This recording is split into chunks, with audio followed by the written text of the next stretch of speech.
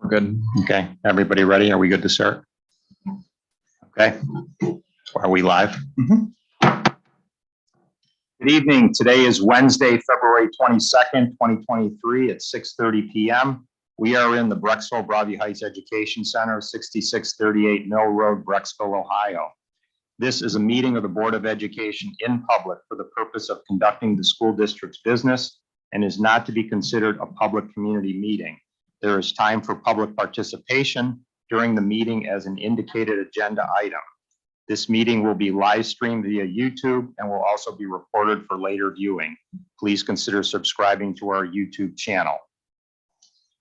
Item 1B, please join me in the Pledge of Allegiance. I pledge allegiance to the flag of the United States of America and to the republic for which it stands, one nation, under God, indivisible, with liberty and justice for all.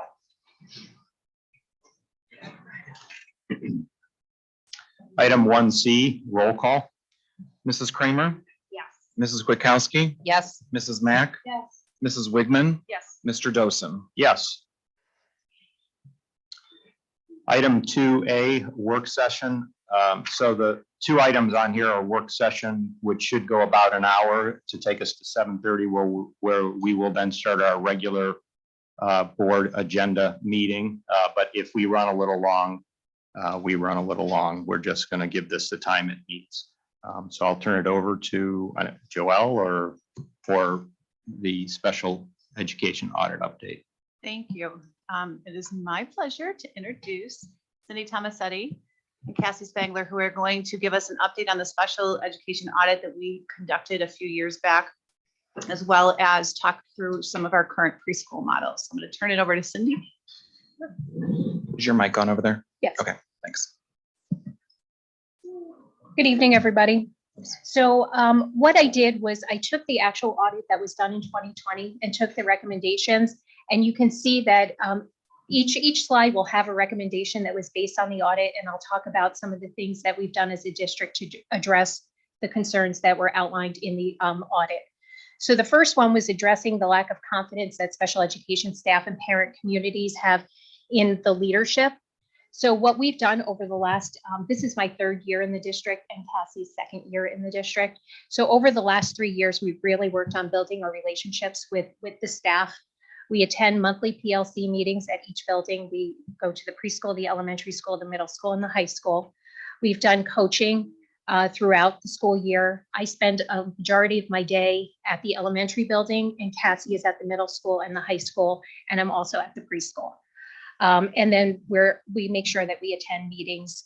Other than contentious meetings, we try to go to meetings to build relationships with parents as well. The next recommendation was a serious review of the gap in the elementary school spectrum of services.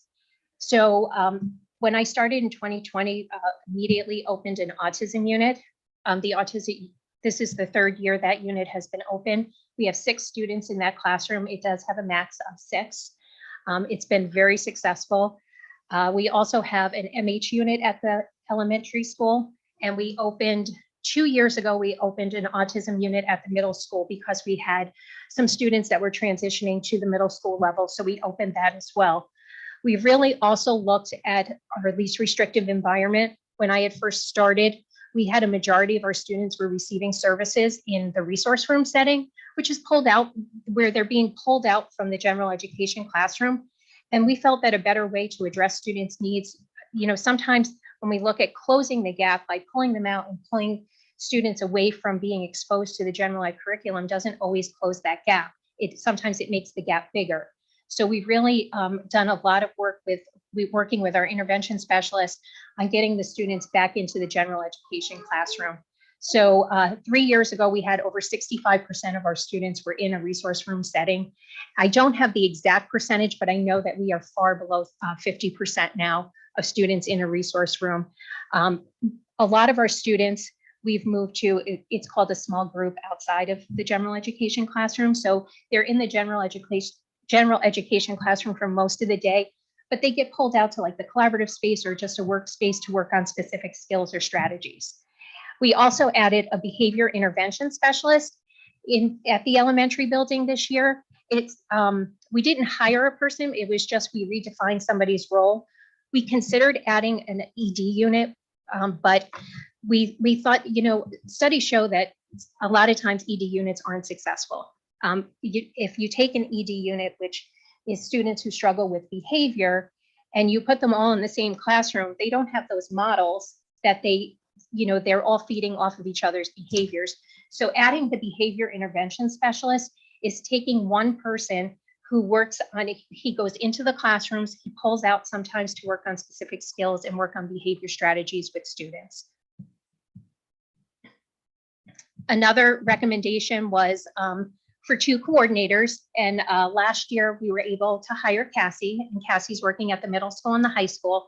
And this year we are in the process of interviewing right now for a coordinator that will be housed specifically at the elementary school next year. Like I said, I spend a majority of my day there kind of serving as a coordinator at the elementary school, but in the pupil service director role, there are other things besides special education that I have to oversee. So to have somebody at the elementary school will be really beneficial. So today we actually conducted our second round interviews. The next recommendation was the paraprofessional aides. The recommendation was a reduction and they recommended reducing by 20. Over the last 3 years, we have actually reduced by 23 paraprofessional aides. And it's not saying that students don't need that support, but we're really looking at why do they need that support and teaching students a sense of independence. So when we are looking at adding aid services for a student, teachers and staff now are required to go through a rubric, and we fill out the rubric and we work on it together to look at where they fall in that rubric to see, like, do they really qualify for that service? And the other thing that we do when we do add aid service is putting goals and things in place that will to address independence and the pullback of service for the students. So we've been able over the last 3 years to reduce aides, like I said, by 23. The next recommendation was about a behavior specialist. And again, like I said, we added a behavior intervention specialist at the elementary school, but we also have a contract with Red Oak Health and Wellness where we have behavior coaches in our buildings. We have 2 at the elementary, 1 at the middle school, and 1 at the high school. And this year we additionally hired a part-time BCBA, and her job is to work with students and to work with teachers addressing behavior concerns in the classroom. She does FBAs, which is a functional behavior assessment, and helps write behavior intervention plans. And she's working on strategies and supports with our teachers. So she's here 2 days a week right now. The next recommendation in the audit was to be given to students with disabilities, talking about the transition when they go from building to building.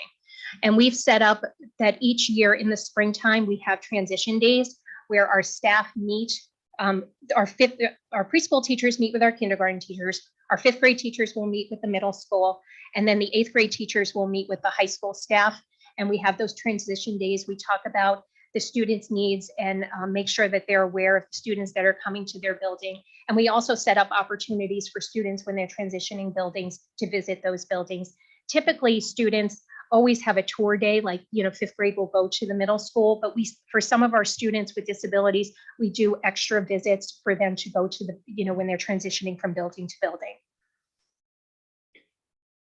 I wanted to talk about some other things that we've accomplished over the last 3 years. We are providing professional development for our building administrators on a consistent basis every month to ensure that they feel that they're empowered to answer questions. One of the things in the audit was that that administrators felt that they always had to come to the director to ask for permission or ask for advice before making decisions at meetings. And we are trying to empower them to be able to make those decisions without always having to say, I have to call the director. So we've done that through professional learning administrative meetings that happen each month. And then we've also created this year an internal monitoring team, and we're working with the SST with that. So we've had opportunities to go to the SST with other school districts, and we also once a month, and then the SST is coming to our school district just to work with us specifically once a month. And that team consists of administrators from all of our buildings, our school psychologists, we have an SLP, and we have our special education PLC leaders are on that team along with Cassie and myself. And like I said, we meet monthly. We're working on compliancy issues right now. We're studying ETRs and how they correlate with IEPs, and just for better goal writing in our IEPs. Sorry, SSTs. SST, the state support team. Okay. Sorry, I know there's a lot of Yeah, acronyms in there's kind of special an alphabet education. soup of acronyms. So maybe if they're not written out, maybe you could give us Sure. the So meaning. the next one I'm going to let Cassie talk about because she's overseeing the transition quality team. So similar to the internal monitoring team, we're also establishing a transition team. So it's looking at our practices and our assessments that we use for section 5 on an IEP. So that way we're coming through a more collaborative and understanding of what best assessments help identify students' needs, as well as linking up better with our different resources, whether it's OOD, which is the Opportunities for Ohioans with Disabilities, or our county board of developmental disability. So we, again, are working with a support state team in collaboration with those agencies to better look at our practices and to see how we can better own that collaboration. So we had our first meeting last month, and we have a series of 3 that we're working through with the SST, the support team. The other thing that we've also been working on is just working on our IEP writing in general. So we've done a lot of coaching, a lot of professional development with our intervention specialists over the last couple of years, working on data-driven IEP goals. One of the things, all intervention specialists, related service staff are required to turn in their IEPs prior to them being sent home. They get checked for compliancy before the draft gets sent home to the family. So we've really been working hard with the intervention specialists on that, and we've seen a lot of growth in our IEP writing. And we do progress report checks before progress reports get sent home each quarter. And we're really working with the intervention specialists on their binders that they keep all their data in to make sure that we have good solid data to support our IEP goals. So those are the individual education plan for each. Correct. student, and that's what my opinion is. Yes, thank you. Another area that we've really seen a need for and we've been working with is the area of mental health and behavior well-being of our students. And I think it's, one of the effects of, that we're seeing the after effects of COVID, some more mental health concerns in all of our buildings, including our elementary, our middle, and our high school, and some behavior concerns that we're seeing in the buildings as well.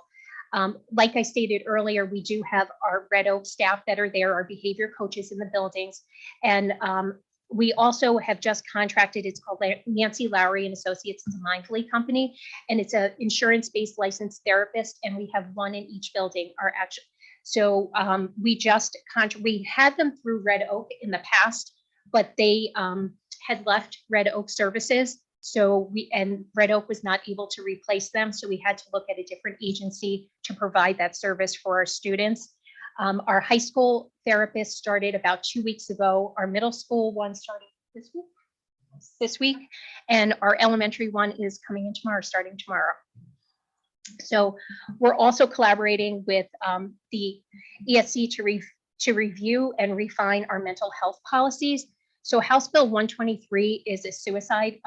It deals with suicide, and we have been working with our school counselors on putting some policies and procedures in place to deal with how we would address students that are at risk for suicide. And we've been working closely with them to make sure that we have good policies in place, creating a flow chart of what we do when we have a student in crisis. One of the things in the audit talked about high quality school districts have to work together, have to have a work together attitude and not an us versus them. And I think we've worked really hard, especially over the last 2 years, of trying to get away from that us versus them and us working together as a team. And I feel that we've had a lot of success over the last couple of years with that our intervention specialists are not afraid to come to us and ask for support when they need support.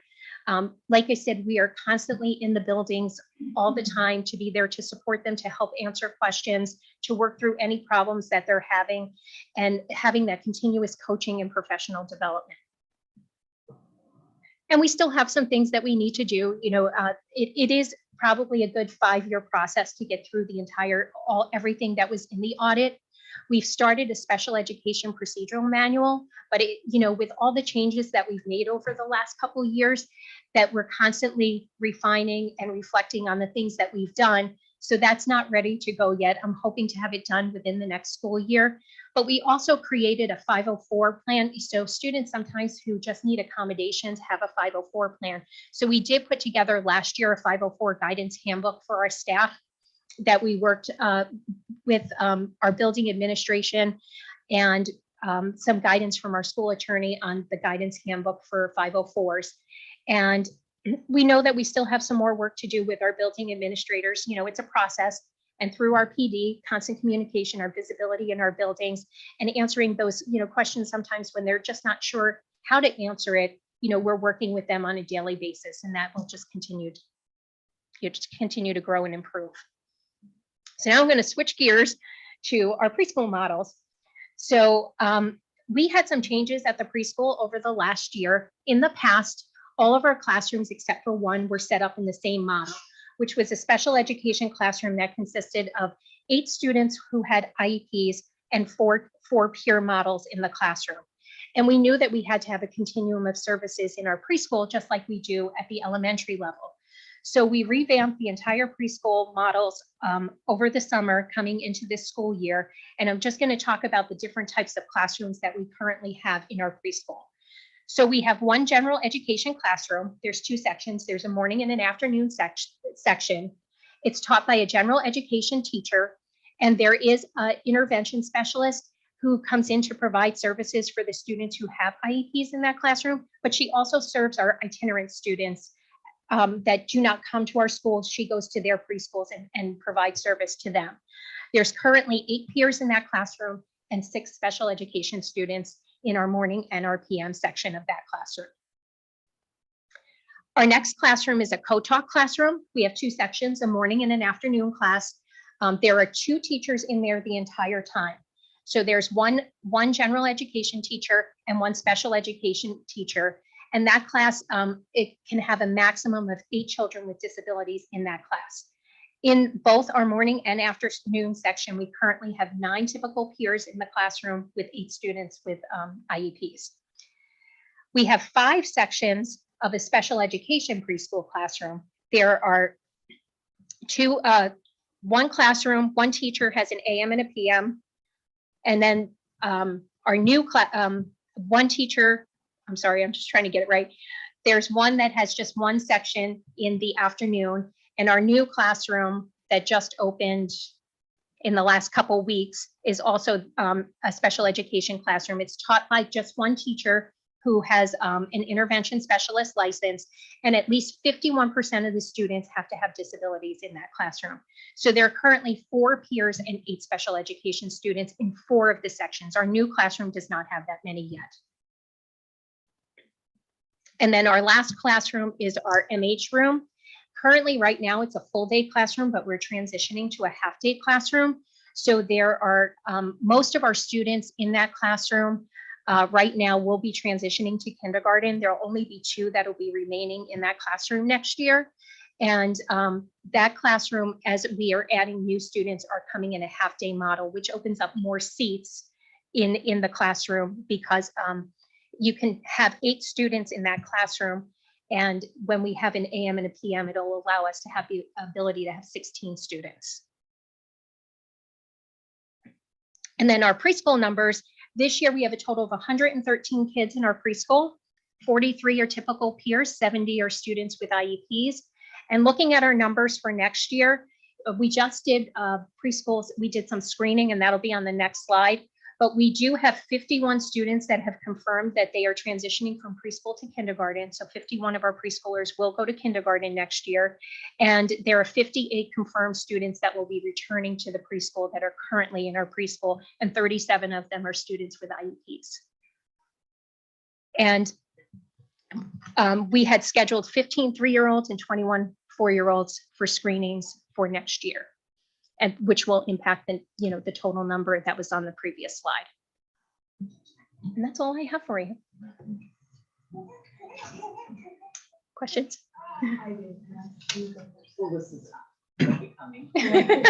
You should, sorry, put your mic on if you want to, so we get this recorded. Thanks. So I'm going back to the audit for a second. Sure.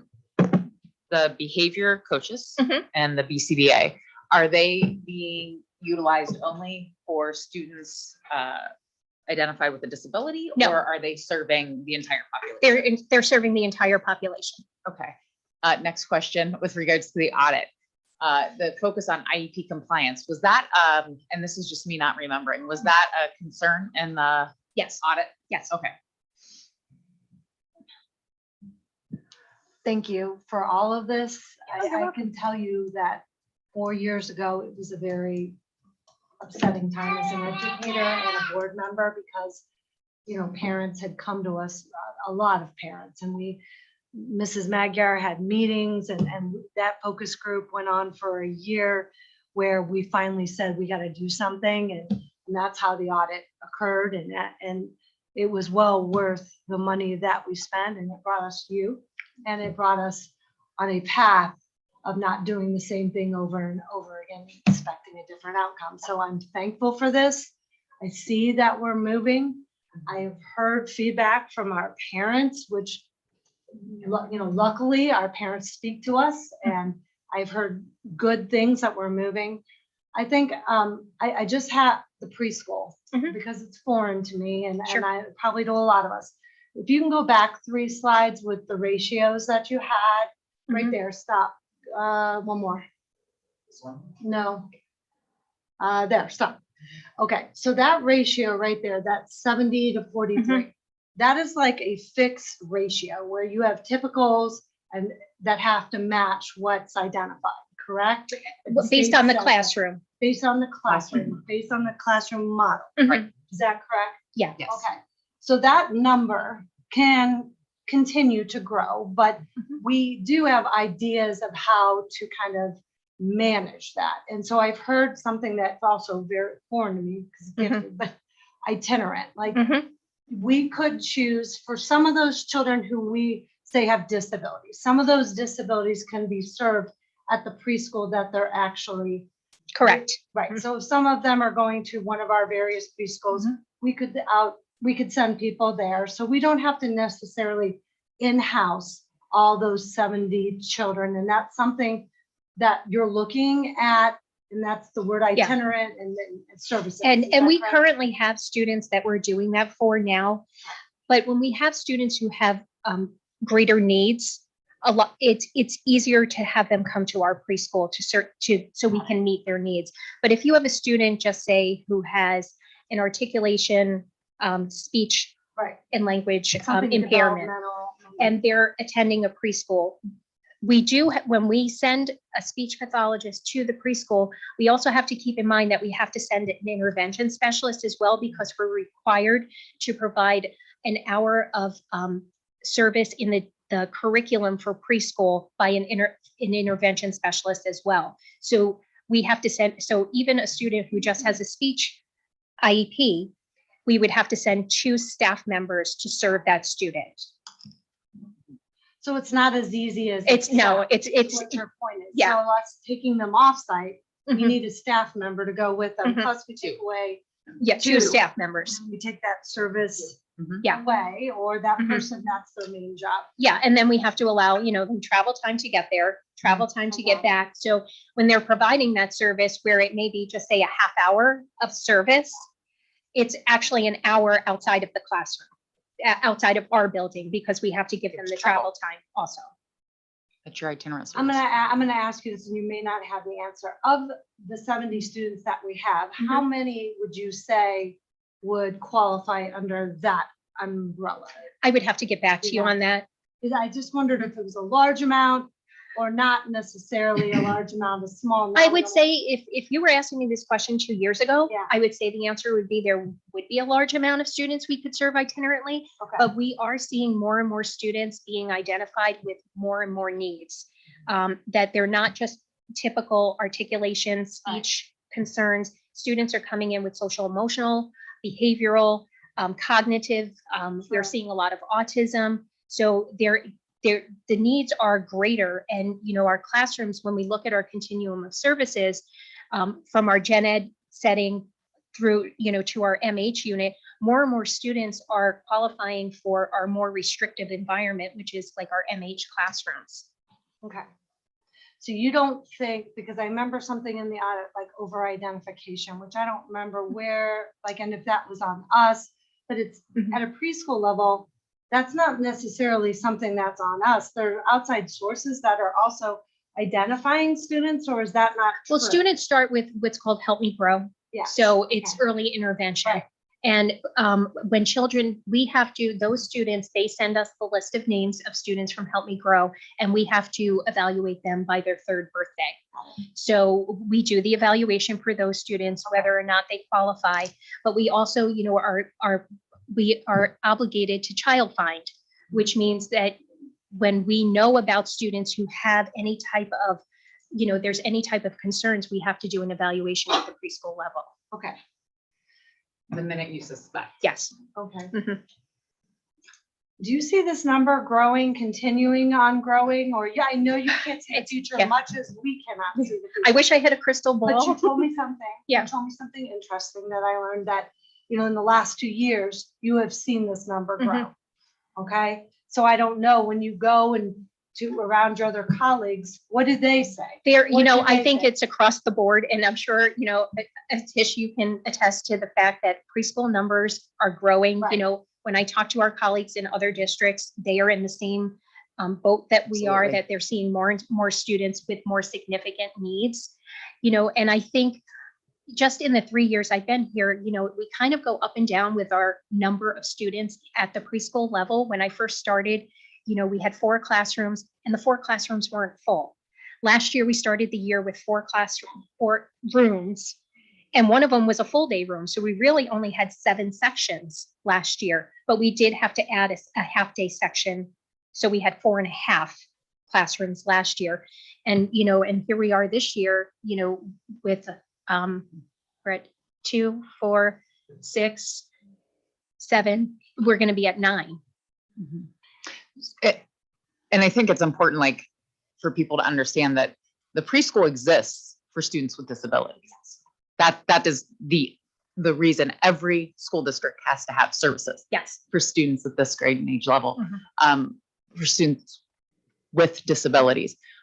Are you seeing an increase at I saw the numbers for 3 and 4-year-olds.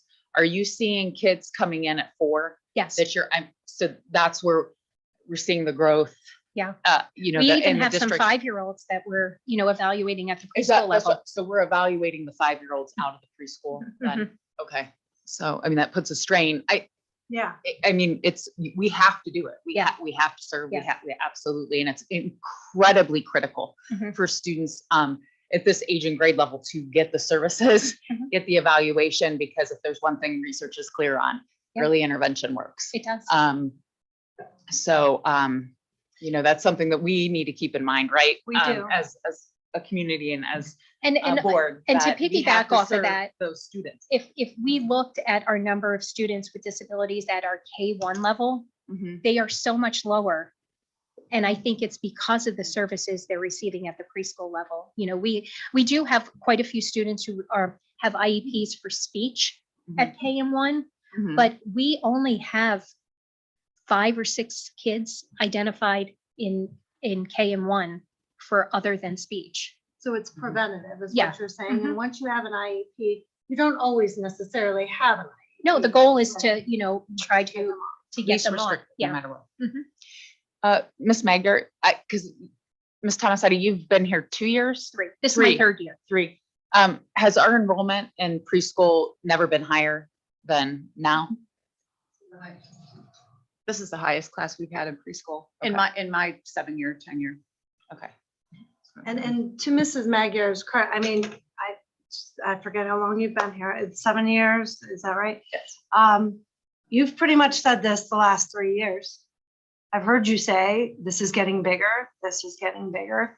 I don't think we expected, but I will not blame COVID, but I will blame COVID because I continually see this even in any grade. Mhm. And Well, think we continue to see that. We're going to continue seeing this at least for the next couple years, the results of. Well, our And the 3-year-olds now are COVID kids, Shut the down. kids that were born during, the onset of COVID, Yeah, so they didn't have the opportunities for No. social interactions like typical, toddlers do. They were masked, which, plays into speech concerns. And they're still masks. Yeah. Some of the children are still wearing Mhm. masks, at least where I'm at during the day. So it continues. Okay, so this is, to me, I'll just respectfully, this is alarming. It's something to notice. Mhm. It's something that, you don't have a crystal ball and I don't have a crystal ball, but I do see it being something that's not going away for a while. I've talked to other colleagues who Mhm. run preschools. They have, just like validating, they have the same high numbers that we do. Although keeping in mind that our goal is to get these kids off an IEP. So we want to capture this population. I think what I most didn't understand was the itinerant concept, because it did sound, wow, that's a great idea. Why aren't we doing that? And now you understand, well, because that's more and more staff. Yeah. That you're adding. Yeah, and they have, caseload maxes that Sure. they can have as well. Right. Oh, wow. Okay. Yes. And I just have a few questions. So it sounds like we've gotten a number of new students mid-year. And I was just wondering, how is that? At preschool or just in general? In preschool, Yes. sorry. So how is that handled? How do you decide what class they're going to go to? How do you decide what sort of support they're going to So get? we evaluate all year long because, like I said, we have to identify a lot of our kids by their, we get a lot of kids right before they turn 3. They come from Help Me Grow, and we're required to do an evaluation by the time they turn 3, because on their 3rd birthday, they can enter preschool. So depending on when students' birthdays are, it's a constant revolving door of doing evaluations all year round based on student birthdays. So when we do an evaluation, we, after we have what's called our ETR meeting, or evaluation team report meeting, we talk about what the needs are. And then based on the needs, we look to see what's the best fit for what classroom. So, if it's a student, like I said, with just maybe a basic, just a speech sound error, they'll do well in a general education set, the general education classroom.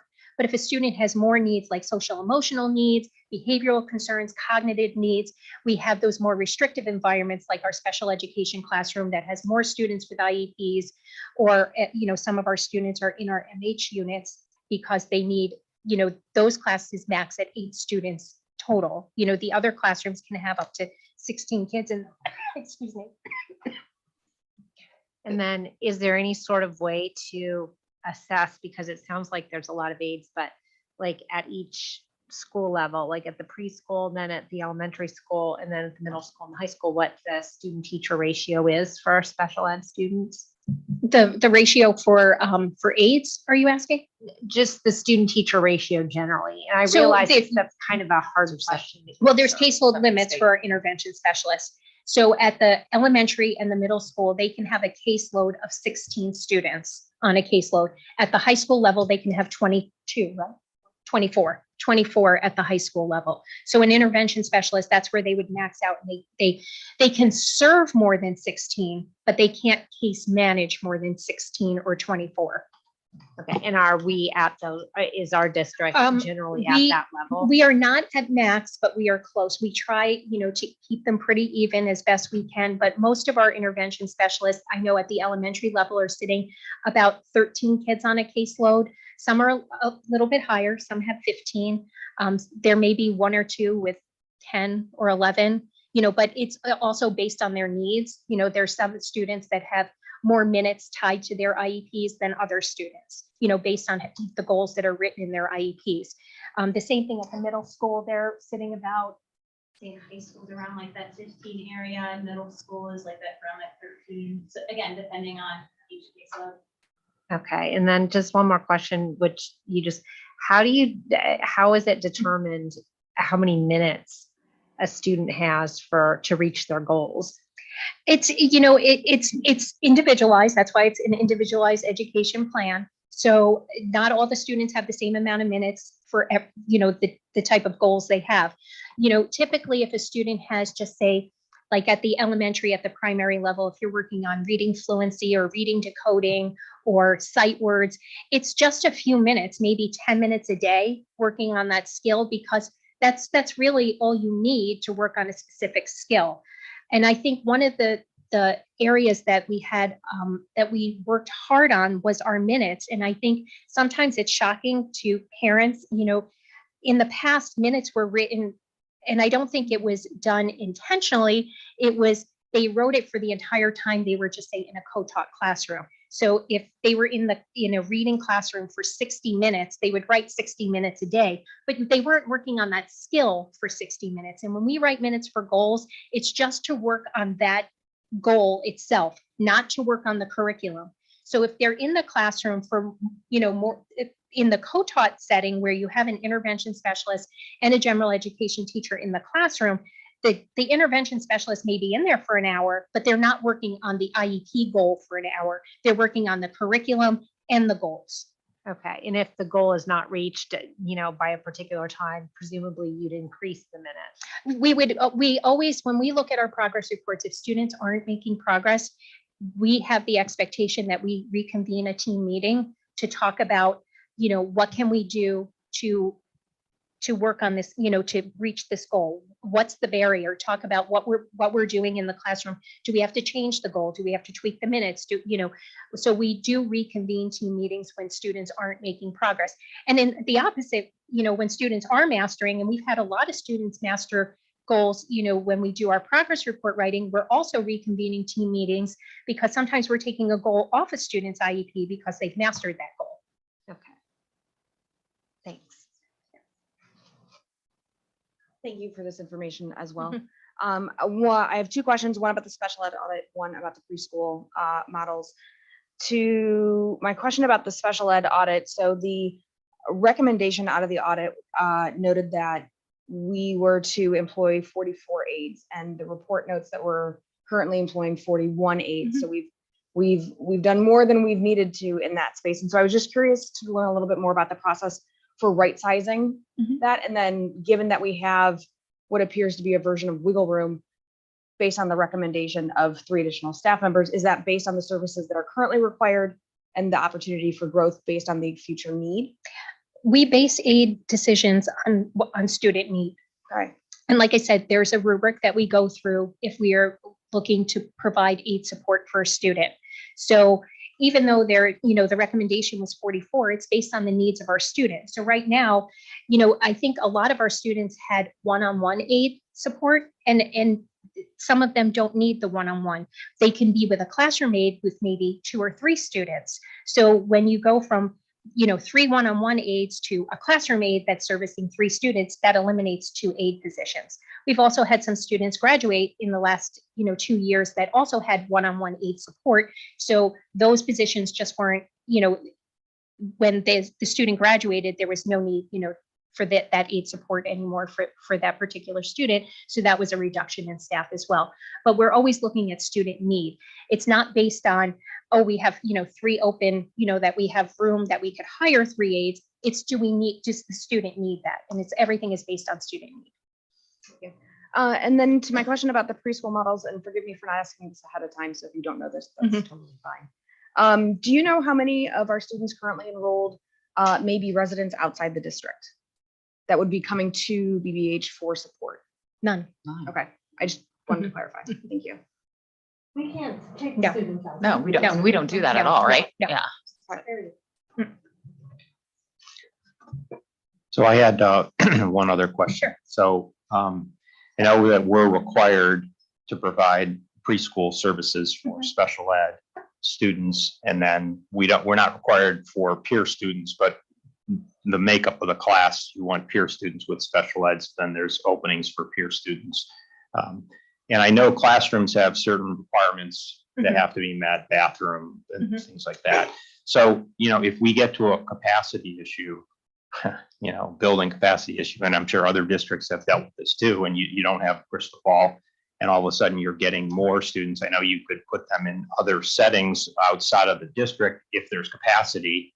I assume that you could place students in some other preschools, but if no other preschools have capacity and you're running out of capacity, as a district, we have to create capacity. We do. Is that correct? I mean, And we if, can't, and it if has we to say they comply. can't, if we're saying we're going to place them in an outside placement, that's on, we are responsible for to pay that. for that. Right. But that outside placement has to be available. If the outside placement says we're full and we look around at all the preschools that would have, then at the end of the day, we're left with, we need to figure out how we're going to accommodate students, which is why this is problematic and why this spike up in the number of these students has caused some challenges in our new building. Correct me if I'm wrong, just to piggyback on that. Or were you done? I'm Yes. sorry.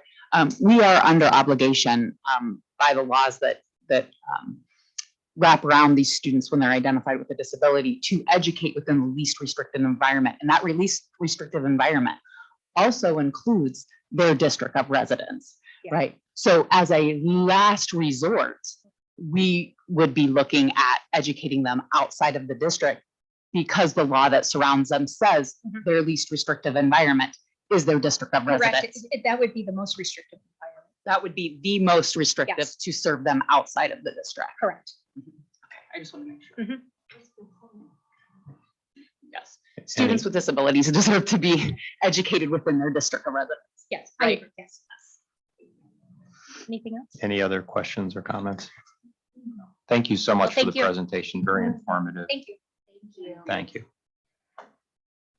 Okay, so we're going to move on to the second item in the work session, which is discussion on the elementary school. And I know we're running probably a little longer. We're at 12 after 7, but we're not time boxing the discussion. So it'll go as long as it needs to go, and we'll get to the rest of the agenda when we get through this. All right. Okay. Thank you. Do you want me to just do the slide? Yeah. Just scrolling them down. Is it working? No? Okay. Click it? Oh, okay. So these are the things that we are going to be talking about this evening in terms of just kind of giving you a little bit of an agenda. So we're going to talk a little bit about enrollment history. We're going to talk about class size and staffing.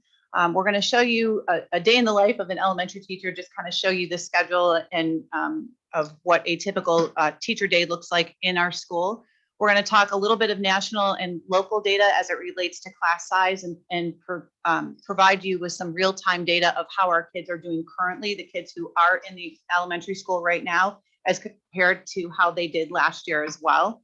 And then we're going to provide the board with some options to consider for next year, should they choose to do that, and present some the recommended plan that we have for the kindergarten class through grade 5. As you know, the kindergarten class this year is very loud, so we are very large. So we have, they're very loud too. They're very loud and large. No. And so we wanted to show you kind of the plan for them as it relates to the whole time they matriculate through the elementary school. And then we'll provide a summary of the options that we discussed in this slideshow. So first, I wanted to provide some historical kindergarten enrollment.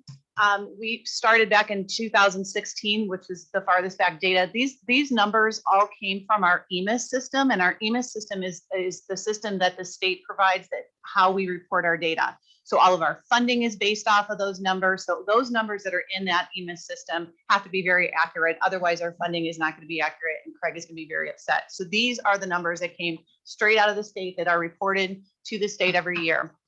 And you can see in 2016 and 2017, we had about 210, 203 and 210. 2018, we experienced a little bit of a jump that stayed basically the same in 2019 and 2020, that lovely year of COVID when we didn't have class in person and people had the option of going online, which is why that number dropped. As you can see in 2021, we were back up right 240, which is what we were planning on going into the elementary school.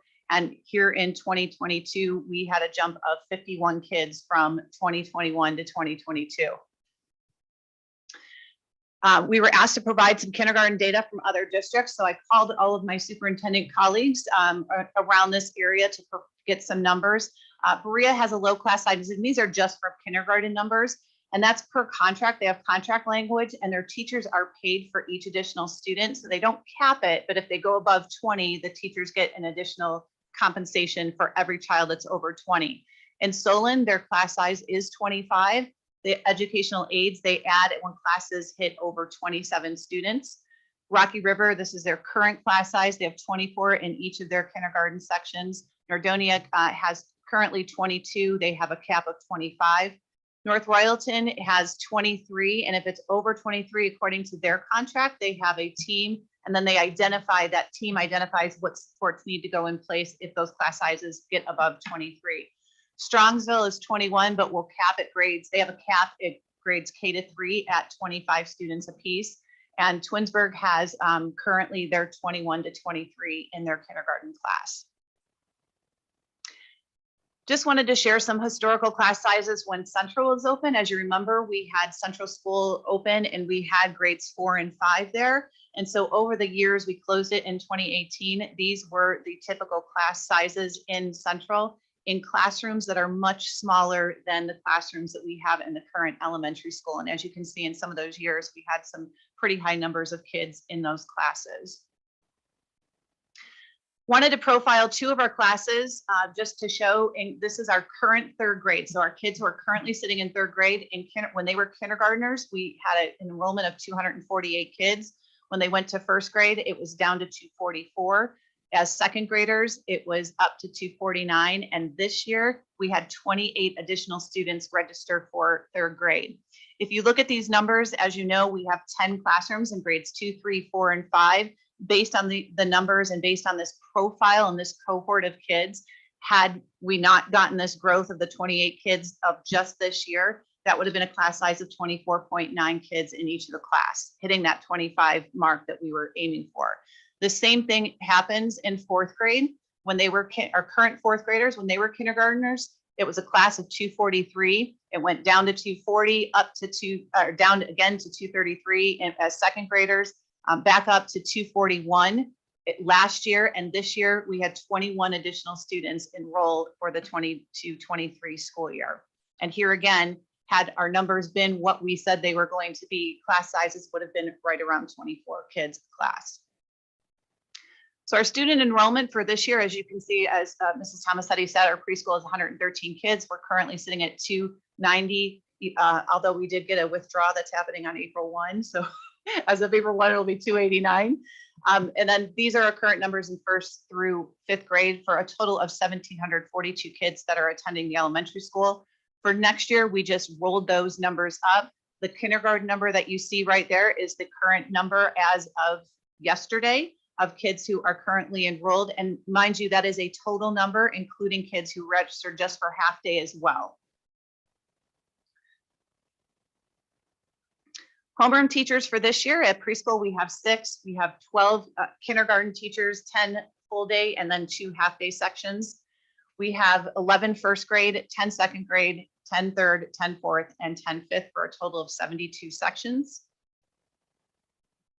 This is our average homeroom size with no pullouts. And I'm gonna let Dr. Martin talk about what this looks like afterwards. But currently right now, at kindergarten, we're averaging about 26.3 kids in a classroom. That's the 1st grade average. You can read the 2nd, 3rd, 4th, and 5th. Next year, we simply just rolled up those numbers to where those kids would be next year in the school year. And Dr. Martin, we can take it away. Yeah, so good evening. Sorry about all the numbers. There's going to be tons and tons of numbers thrown at you. So that last screen, hope you had a sort of a visual picture of that because the next. Go back. We could. Well, yeah, go ahead, go back. So just look at those numbers because we're going to show this is with no pullouts. And then in 3 slides, we're going to show what the ideal is with pullouts, which is occurring now in ELA, but it's the ideal we want to get for content areas. So you have that. So then this is an example of one pull. So right now we have for the 22-23 school year, 83 3rd graders, qualified gifted, 81 4th, and 80 in 5th. Okay. So again, I wanted to include we have a number of staff that pull during these content times during ELA and math. As you can see, special education, GISs, Title I, reading, etc. So ideally during instruction, groups are smaller with these above staff. And you saw on that previous slide with gifted, that will constitute a pull during these times. So go ahead. So this is the one. Again, this is the ideal, and it is occurring. We do need to re-examine the master schedule moving forward, so this can occur with fidelity. So this is the ideal. Again, same number in kindergarten. That tutor does not make class sizes smaller. That tutor does assist with instruction, as well as in first grade. Second grade, there was a long-term sub hired for there, so there is a slight decrease in class sizes in second grade for this year. Third grade, this is where the GIS kicks in. So we had, I believe it was 83, as well as a long-term sub. So you see there's a decrease in those third grade numbers during ELA. So again, I wanted to specify it, ELA, it's the ideal. We're not there perfectly with all of the content yet. Fourth grade, again, we have a GIS that's gifted intervention specialist. And again, in fifth grade. So during ELA, we can see that those class sizes do begin to decrease. Notice that we just matriculated up the numbers for next year. We don't know what the third grade gifted number will look like as testing is completing this year. I have a question. Yes. I don't know. So there's one GIS, one gifted interventionist for every single grade. So their caseload's 81, I think. Like I'm pulling out third grade. Is that correct? Are they teacher of record for ELA, which means that they are responsible for giving those students instruction and giving them grades? Is that correct? Yes. Or not in good? Okay. Do you? I don't know if that's a large number for a GIS. My whole caseload is 40. But that For the whole school. I think that constitutes math and reading. Okay, so it's So it says ELA. So what is the pullout number for that GIS for ELA? But we need to know how they're identified. Third grade? Yeah, and this is, I know, right? No, you don't have to do it from memory. I mean, two classes of approximately 20-ish. which is large. I mean, the efficacy size is 15 and I can just speak to me. I don't have a group larger than men. The teacher of direct instruction. So I don't know if that's on our radar, but that's large. yes. And it's probably, yeah, okay. And so what's left in that classroom is like the other half of whatever that class would be. Are they ability groups? Well, I would say probably more skill group. That's the ideal grouping based on skill and where the need is. Yeah. Skill So depth. I think this is tough. Are they ability group? Like if you had like 6 of them, is there a high ability class in that third grade? Yes. Yes. They're spread out across multiple classrooms. Oh, okay. So they're So not they're just kind of in one clustered class. together. So So they're that's pulled out of multiple classrooms. so that number in that classroom ends up being only 5 it depends how many sections you had, maybe the lower, because a lot of the grades have 11, I see. Is that right? What's your typical grade in third grade? Like how many classrooms? 10. So you have 10, so you figure you're pulling from each one. I'm only pulling 4 from each class, so okay. And they go to the collaborative space, and that teacher is teacher of record and teaches them ELA, so is that correct? For third grade, no. No. They are pulled during the ELA block during that guided reading and the reader's workshop model. Okay, And then they're pulled during that time for gifted services. So they're getting the interactive read aloud in the Yeah. general ed classroom. They're also getting some of the other writers workshop. and I'm just looking at what the number ends up actually being during teaching ELA. So that teacher, you're saying that's guided reading and all that, but so that teacher isn't teacher of record in third grade, you're saying, okay. But any fourth and fifth. Fourth and, but we could change that model if we so wanted to at any time and, okay.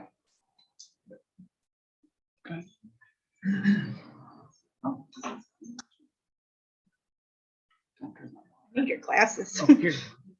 All right, I've been asked to talk a little bit about teacher schedules and collaboration time that our teachers have throughout the school day. As you can see up here, this is an example of a third grade class schedule. For the most part, you will see in third grade, very similar.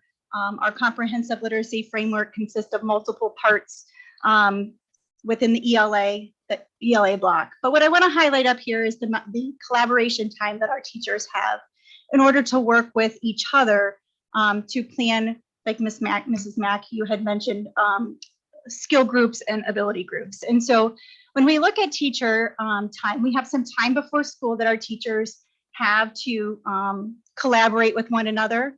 They also have a 50-minute common planning time during the time that students go to specials class. So that's when their students go off to PE, music, art, media. And then they also have more common planning time attached to their lunch. And so as you can see throughout the day, there's multiple times throughout that day that teachers can collaborate. Now, keep in mind that our teachers during this time, it's not always just collaboration within their team. This also constitutes their planning time to make copies, meet with parents, to have make phone calls. So this time in here is collaboration time that is available to the teams, but during the PLC time is what we really focus on as our collaboration time, and that is 50 minutes weekly for our grade levels. During that PLC time, we've worked for several years to redefine what a PLC really is. And so in the past, sometimes our PLCs would turn into, this is what we need to order for materials, or this is the field trip we want to go on. But true PLC work is really diving into the data, looking at your instructional practices and what you're going to do to meet the needs of all kids in the classroom.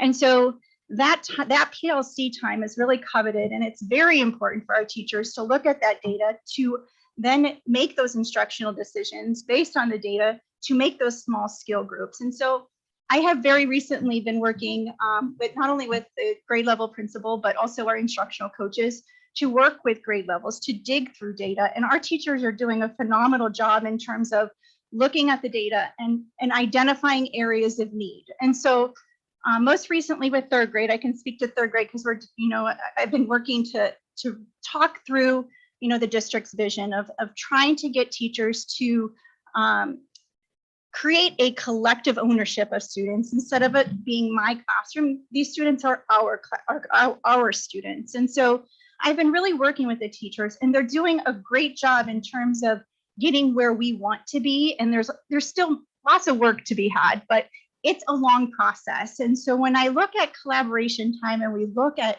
the way that the third grade is currently operating, they've identified some needs based on the fall OST data, and they've identified areas in which they want to hone in on. And so they've used not only their long-term sub, their tutors, but also each other. And so they've been looking at what can we do as a grade level to help support the students in this area. So this week they gave an assessment. They dug through the data and they are working to create their groups, starting really small. This is a huge endeavor in terms of where we want to be as a district. So we're taking one grade level at a time. We're looking at data, we're responding to the data, and we're moving forward with what we want our students to do. Sometimes we need to push them, sometimes we need to remediate, but we need to use our skills within our teachers. Our teachers are amazing and they have many strengths, and we need to build on each other's strengths in terms of the way we're going to work with our students. And so that collaboration time is extremely important if we're going to plan to move students to different groups based on skills. All right. So back to class sizes. So just to preface before we begin, we could probably spend the rest of this board meeting and every board meeting the rest of the year on class sizes. particularly with the research. So if you did a quick search, these two studies are probably going to come up, the Tennessee study and the Wisconsin study. The Tennessee study occurred in the 80s and then was published years later in the 90s. The Wisconsin study took place in the 90s and was published later in the 2000s. And again, I think it's all about the interpretation, because on the next slide, you're going to see what appears to be something that's contradictory. But with large research projects like this that span multiple years, we have to be careful about how we interpret the results, and we have to make sure we can contextualize those results that make sense for our realities in BBHCSD. So both the Tennessee and the Wisconsin study basically said, we're going to take a control group and we're not going to change. It's going to be a group of typical class 22 to 25. And then we're going to take another class and cut that down to 15. And we're going to see what impact that has on achievement. And sure enough, the results were that the classes with 15 students did perform better on standardized tests. And that wasn't just immediate, that was long-term. So they did track this for multiple years. But you'll notice that, and there was some bias when we talk a little bit about this later. There was some variables in there, such as low income, that played a bigger role. The conclusion from both of these studies is, yes, class sizes do matter, but you have to get down to about 15 to have a significant impact for long-term student achievement. Now, I will say, with both of these studies, there was localized or generalizability issues, so that they really were having, researchers were having some difficulty generalizing these results to other contextualized geographic locations in the United States. So we have to be careful. Yes, face value, it looks like just cut all the classes to 15 and you'll increase achievement. But there also was some implicit bias, as well as they did not research teacher impact, curricular materials, etc. Go ahead. So John Hattie is one of the more modern researchers. And you look down here, he conducts a lot of meta-analyses where he takes a bunch of studies, puts them together, and calculates an effect size. Effect size is you take the treatment group, the mean of the treatment group minus the mean of the control group, and you divide it by the standard deviation. Gets complicated, but he's come up with this effect size metric. Reducing class sizes is a 0.18 effect size, so it has a moderate impact. Hattie says you got to get to about 0.40. It's not saying that class size doesn't matter at all. There are a lot of variables that go into this. This particular meta-analysis had 8, so he took 8 studies. There were 176 studies included. It's fairly large, so included over 500,000 students, and the number of effects were over 1,000. But again, the effect size is 0.18. Hattie, if you dig down deeper into this, will say that it matters what the instruction looks like when you get down to these smaller class sizes, because you can reduce class sizes and still do the same thing and get the same results. Go ahead. Okay. So what we did is we took the current three largest classes in BBHCSD. It's our current 8th grade at 316, our current 9th grade at 315, and our current 11th grade at 313. And I went back and I looked to see how they did with state testing in 3rd grade. So I grabbed a grade in 3rd grade, maybe Central at the time, middle school and high school. So if you look at our current 8th grade, we can follow this along here. So in our current 8th grade, when they were 3rd graders, red is ELA, blue is math. Our current 8th graders, largest class in the district, 84% proficient in 2018. In ELA, 90% proficient in math in 2018. We all know what happened in 2020. And then last year, 87% proficient in ELA, 83% proficient in math. Second largest class is 9th grade, 315. Again, same story. When they were third graders in 2017, 90% proficient in ELA, 95% proficient in math. Next year in fifth grade, 2019, it was 92 and 91. And then in ELA and math in 2021, it was 89 and 87. Again, we're still waiting for the results of high school next year and this spring. And 11th grade through 13, again, we had Park, we switched over, so I wasn't able to get a hold of those numbers. But math, they performed well, it was 88%. In 2017, 94% proficient in ELA, 89 in math, and 94 and 93 in 2018. If you look at their English, and that's ELA 1 at the time, or no, ELA 2 at the time, 90%, and algebra was 85%. So that was state data. There's more. Keep going. So again, I'm going to have a summary slide. It gets a little confusing as well. This is iReady. So if you break it down even further, what does our iReady diagnostic look like? We're only considering this year, fall to winter, but I also show last year. It gets complicated because this year on one building, so it was easy to run. Last year, as we know, there were multiple buildings. I had to grab from Hilton, Highland, Chippewa, as well as the middle school, averaged the percentages, made sure that was statistically okay. It was. So if you jump down, we're only going to look at their typical annual growth. We're not going to look at stretch growth. So typical annual growth. I think what jumps out to everyone is this very nice statistic here. So our current third graders, 103%. What does that mean? That is the median. That means 50% of all third graders currently in third grade perform higher than 103%, meaning the individual goal that was set for them in iReady, 50% made 103% or higher.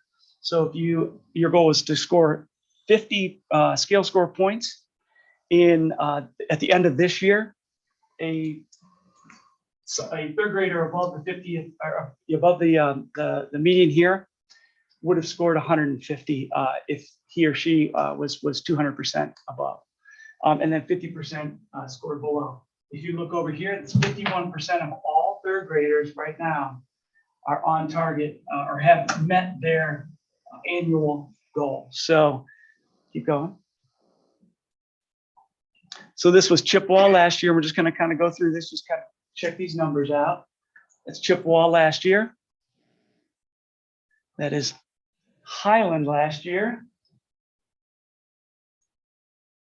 That is Hilton last year. And now the summary. The best way to look at this is you look at if the cohort grew. So remember the median progress and then the percent met. So this was last year. Our kindergartners last year had a median of 59 fall to winter, and this year 65. Last year, first graders 46, progress median to 77. Second grade was 56 median progress to 103. Third graders this year, so they matriculated, and third grade to fourth grade, 86 to 90, 52 to. So you can see that the ticking up there.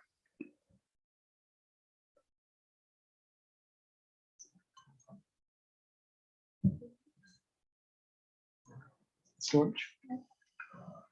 So as you can see up here, there's some pictures, photographs of current classrooms within the elementary building. You know, some of the concerns that are coming up are the amount of storage within the classroom. As you can see, we have classrooms that have, at the top, you have your kindergarten, your first grade classrooms, you have your second grade, third grade, and then fourth grade and fifth grade. As you notice, our kindergarten through second grade classrooms are all equipped with tables rather than desks. And this is no different than they were at the elementary school. Our kindergarten used to having tables. Storage typically doesn't come with a table. So our teachers have gotten really creative, not only this year, but in previous years, of how they're going to store their student supplies. And so most of the time when there are tables, they are communal supplies. They'll have something in the middle of the table group. But you'll notice that each teacher has a different style, and that was done intentionally. We don't want to tell teachers how they have to organize their classroom, just like I wouldn't want someone to come in and organize my house. So we have to figure out what works best for not only our teachers, but our students. And our teachers have gotten very creative this school year, and especially the students with desks. These desks are on casters, so they do roll, but they aren't the desks like we had at the elementary where they lifted up and you could store, or they had the giant large compartment on the side for storage.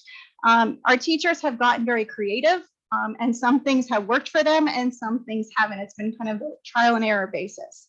And so what they have been doing is requesting lately things that are working. So we have been working closely with our PSO, and there are teachers who have requested seat sacks because that works best for their classroom. There are teachers who have requested storage bins for each child to be able to carry from class to class. So there's a multiple array of storage options that our teachers have. So I wanted to just capture some of those in this photograph. Okay. Now back to Craig and I. So we have put together what our current plan is. We were asked to kind of show what we want to do for next year and moving on. And so obviously our goal really is to maximize the use of time in all spaces and recreate the master schedule based on student learning needs. So again, as Colleen mentioned, starting that professional development with our third grade, continuing it on with our teachers in the different grades, to utilize that flexible learning space and be flexible in how we're grouping kids. Teachers using the collaborative spaces and again, other spaces to reduce class size. We had a great meeting today with some of our teachers in our shared solutions meeting, and we were talking about this, that there's other how to use the spaces. And there are some teachers that have some really great ideas and they're thinking out of the box, and we really appreciate that. We really want to capture that and make sure that we're still engaging in conversations with our teachers on how they want to use those spaces. And this is multi-year. Change is not easy, and changing how we've done things for years is not easy either. So this is not something that's going to happen overnight. We did obtain some pricing for some collapsible walls to secure the 2 collaborative areas in kindergarten and first grade. The idea of having 11 classrooms in those 2 spaces as it was to reduce class size, which is why there was only 10 in the other. And so we looked at getting some prices that we could put, I call it an accordion wall. I know that's not the right name, but an accordion wall that would be fit with the door in those 2 spaces. We have, I know it looks like for those of you who are in that space, you can just put a wall up. And after talking to our construction manager today, there is steel in the ceiling, but they are unaware to know if the steel that is in the ceiling can support the weight of the accordion wall.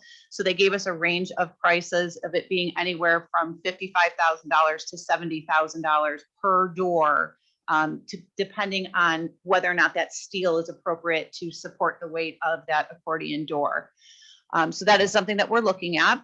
Sorry, what you mean when you say per door, you mean per wall? Per wall, yes, I'm sorry, per space. Okay. Per space, yes. The other thing we're looking at doing is capping all-day kindergarten at 210 students and dividing those among 9 classes, and then having a 10th class to use for the half-day program, because we definitely have about 37 kids right now that our parents have signed their children up for half-day. And that allows us an extra room for first grade if we need that. So we're continuing to closely monitor our kindergarten registration. Like I said, we were up to 232, which is far less than what we have currently. We have 11 homeroom teachers. We plan to add the 1 additional teacher. So if you saw in a couple slides back, and again, we're going to put this in public content, so you'll have this. You don't need to take pictures of it, so you'll be able to review it. But the 1 teacher that we have servicing third grade, we would move them to first grade next year as that extra teacher in first grade. In second grade, we have 10 homerooms, and we would add the 1 additional teacher to make 11 sections in second grade for next year. We still will have the GIS both at third grade, fourth grade, and fifth grade. This is one of the things, looking at changing the master schedule so that they would be pulling out during that ELA and math time to reduce the instructional class size in those grade levels. And based on the numbers that you saw on the slide, we're planning on identifying about anywhere from 80 to 85 kids that testing has happened in second grade. We just don't have the results back yet from that. So our critical pressure point, we were asked, like, what is that magic number? And there's really not a magic number, because if it's 1 over, we probably wouldn't do anything. But if it gets to a critical point where we have greater than 260 kids register for kindergarten this year, we would look to implement option 1 or 2 or 3, which you will see right now. Before we move on to option 2 and 3, Craig is going to talk through some of the financial implications of continuing with our current recommended plan. Can you answer just one question? What's capping mean for kindergarten? Like, we don't take any of the kids that live here? No, capping the number of, just like we've done in the past, where we've had to cap the number of people that enrolled in full day kindergarten or that wanted full day kindergarten. That's what we're talking about, capping numbers in full day kindergarten. So the rest would just be So the rest half day. will automatically go into the half. Correct. Correct.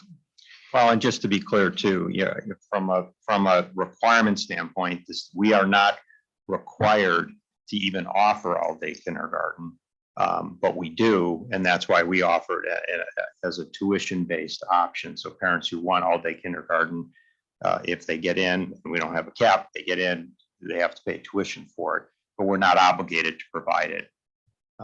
So, I mean, you're talking about putting a cap at 210. I mean, we would have a cap at some point with capacity. So there is a limitation. We're just talking about moving the ceiling down a little bit on the limit so that we can ensure we had another classroom available. Correct.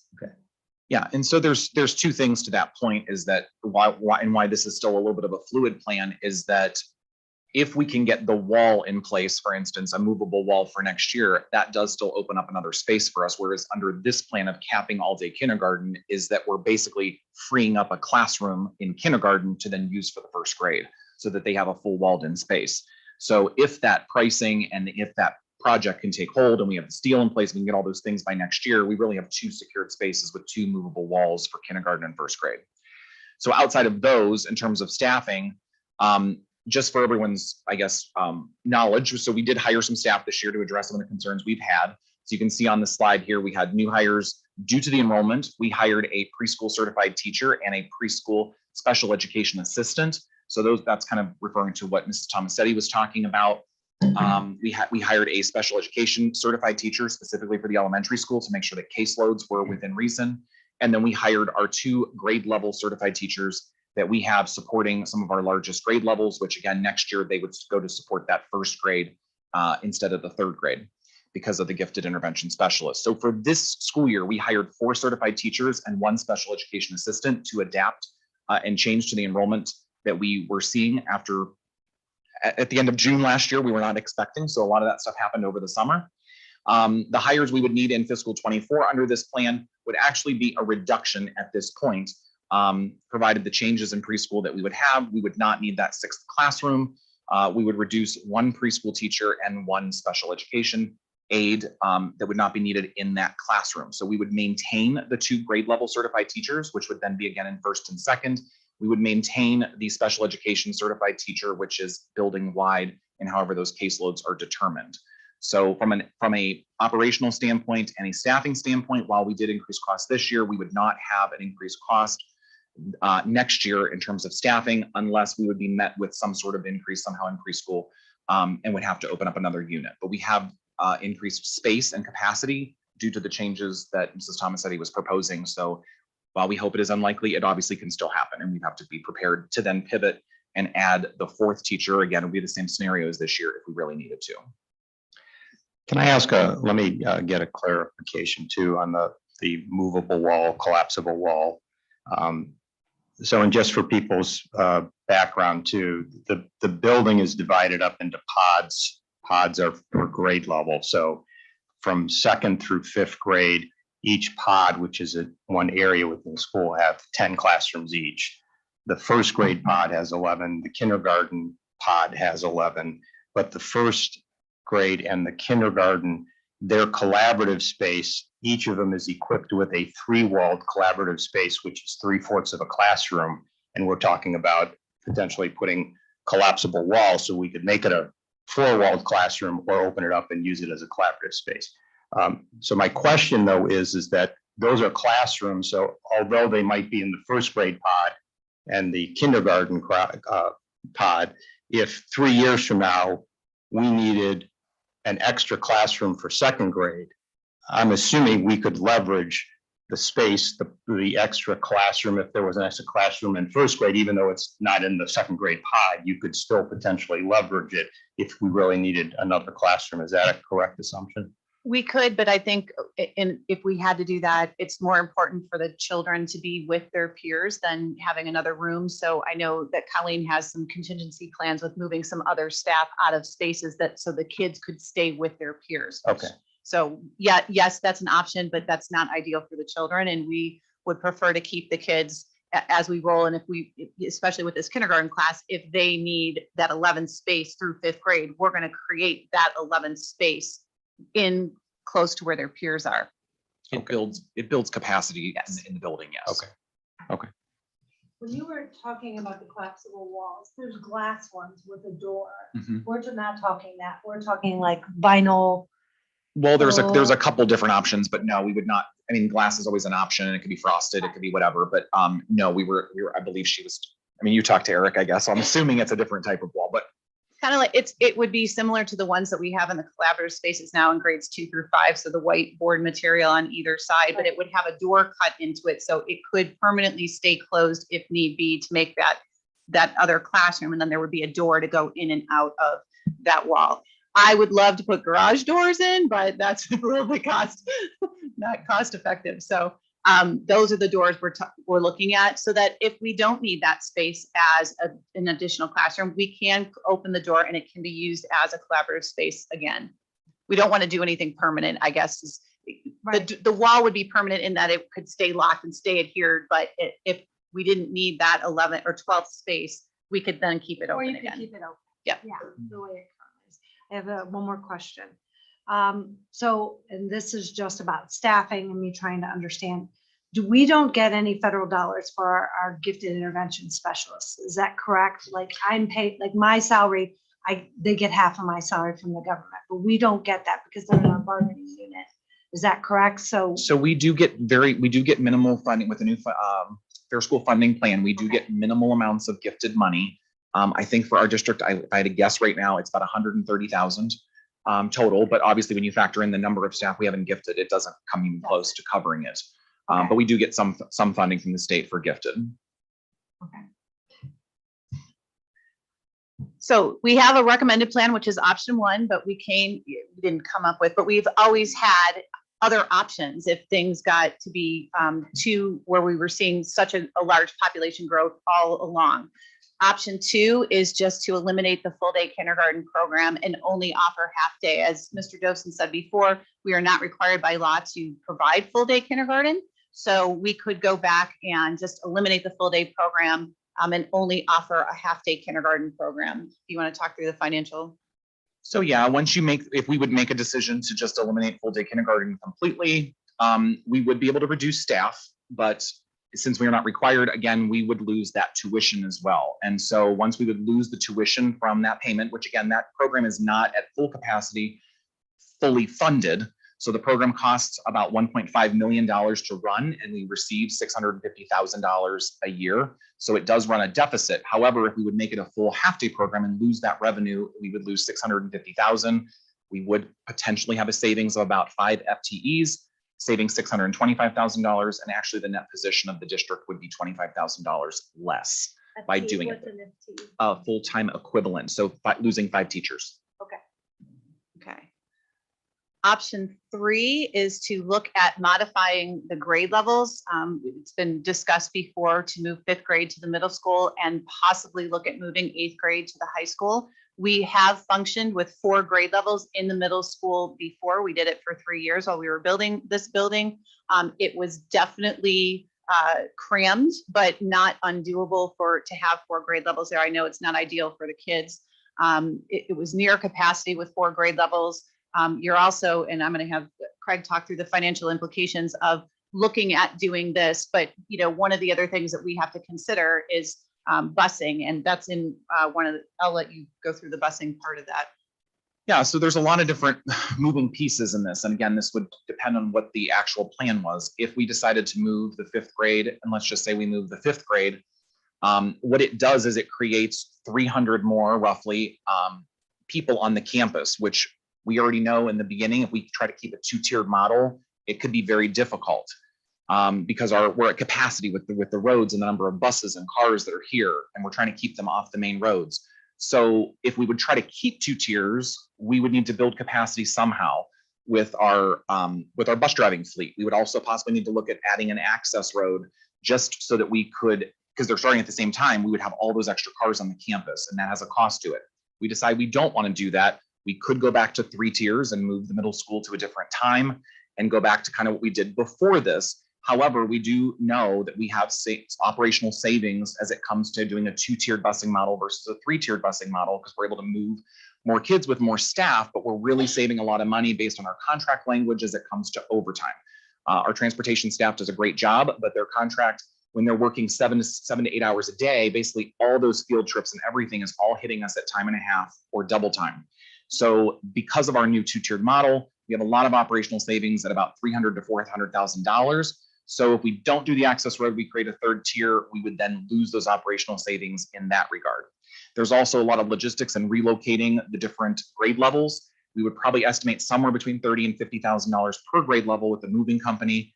And in the past, we pay our teachers to do a stipend to move their classrooms as well for their extra time, or we try to build in a day. So I just used what we did in our most recent contract language here as an estimate.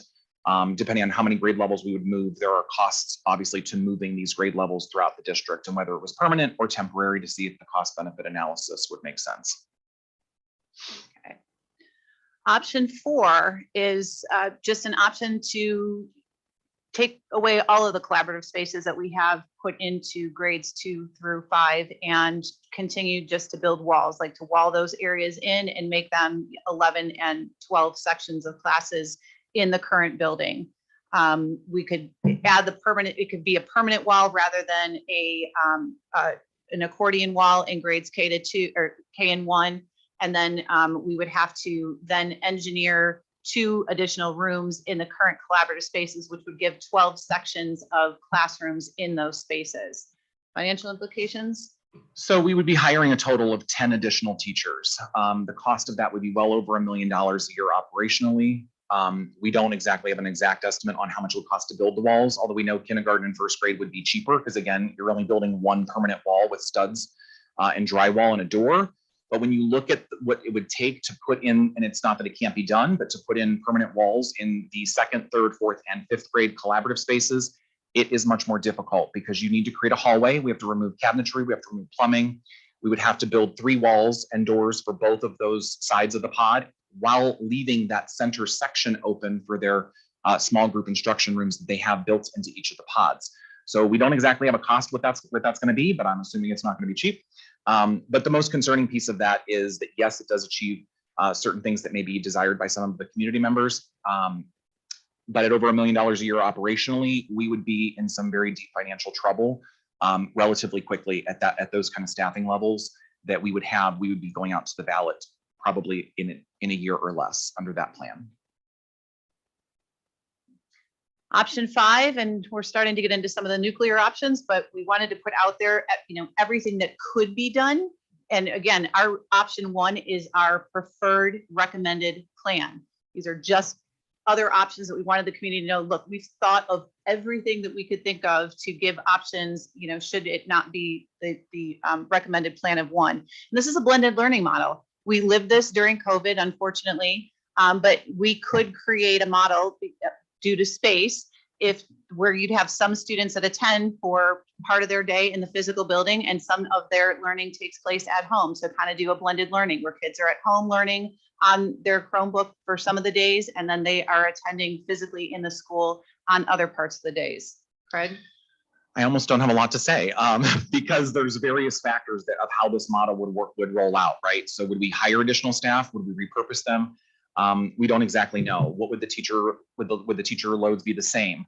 It's difficult to predict transportation because we would probably have to transport kids if they were only coming for a half a day. So we would have to really work through this model if this was something that wanted to be entertained. The transportation piece would be very costly, and knowing that we don't have bus drivers, we would need to hire a lot of bus drivers. So this one, due to transportation would probably be very, very difficult if we had to transport the kids at a midday and swap spaces.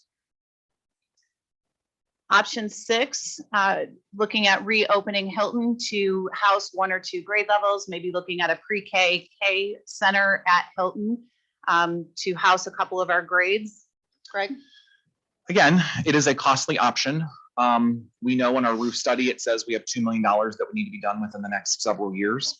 The building is not air conditioned, partly has been neglected, to be quite honest. We did basically almost nothing to it since I've been here, obviously, because we were planning to and intended to close the building. So it does not have the building controls, which we just put into the entire district with our ESSER money and permanent improvement money. So those are the building automation systems. It has all the technology has been removed. The technology that was in there, again, was not updated. It was not up to standards. The number of cameras were not adequate. The security and fire systems, fire alarms would maybe need to be looked at or replaced. You're at least looking to $500,000 to $600,000, $650,000 in all of those upgrades. Would we possibly look at a partial demolition? If you only have 2 grade levels, do you need the whole building? Asbestos abatement is proving to be extremely expensive as we're looking at those costs currently just to even explore the option of demolishing that building. When this, before COVID happened, they had estimated that each building would cost $300,000 to demolish, which was asbestos and demolition. And now they're expecting that cost to be over $600,000. So the cost could be anywhere from $300,000 to $500,000 because you'd have the partial demolition and the asbestos abatement in a building that old. Personnel is also a huge issue in this model. Obviously, we would require its own secretary. We would have 2 custodians in the building, daytime, afternoon, to clean up afterwards. We would need an administrator assigned. We would have operating costs between $300,000 and $350,000. We would also need speech and language pathologists, psychologists. We achieved a lot of operational savings by moving the community schools into one school because we were able to share staff within that building, whereas in the old buildings, by the time it takes a teacher to move from one building to the next, we lose a period, or we lose the travel time.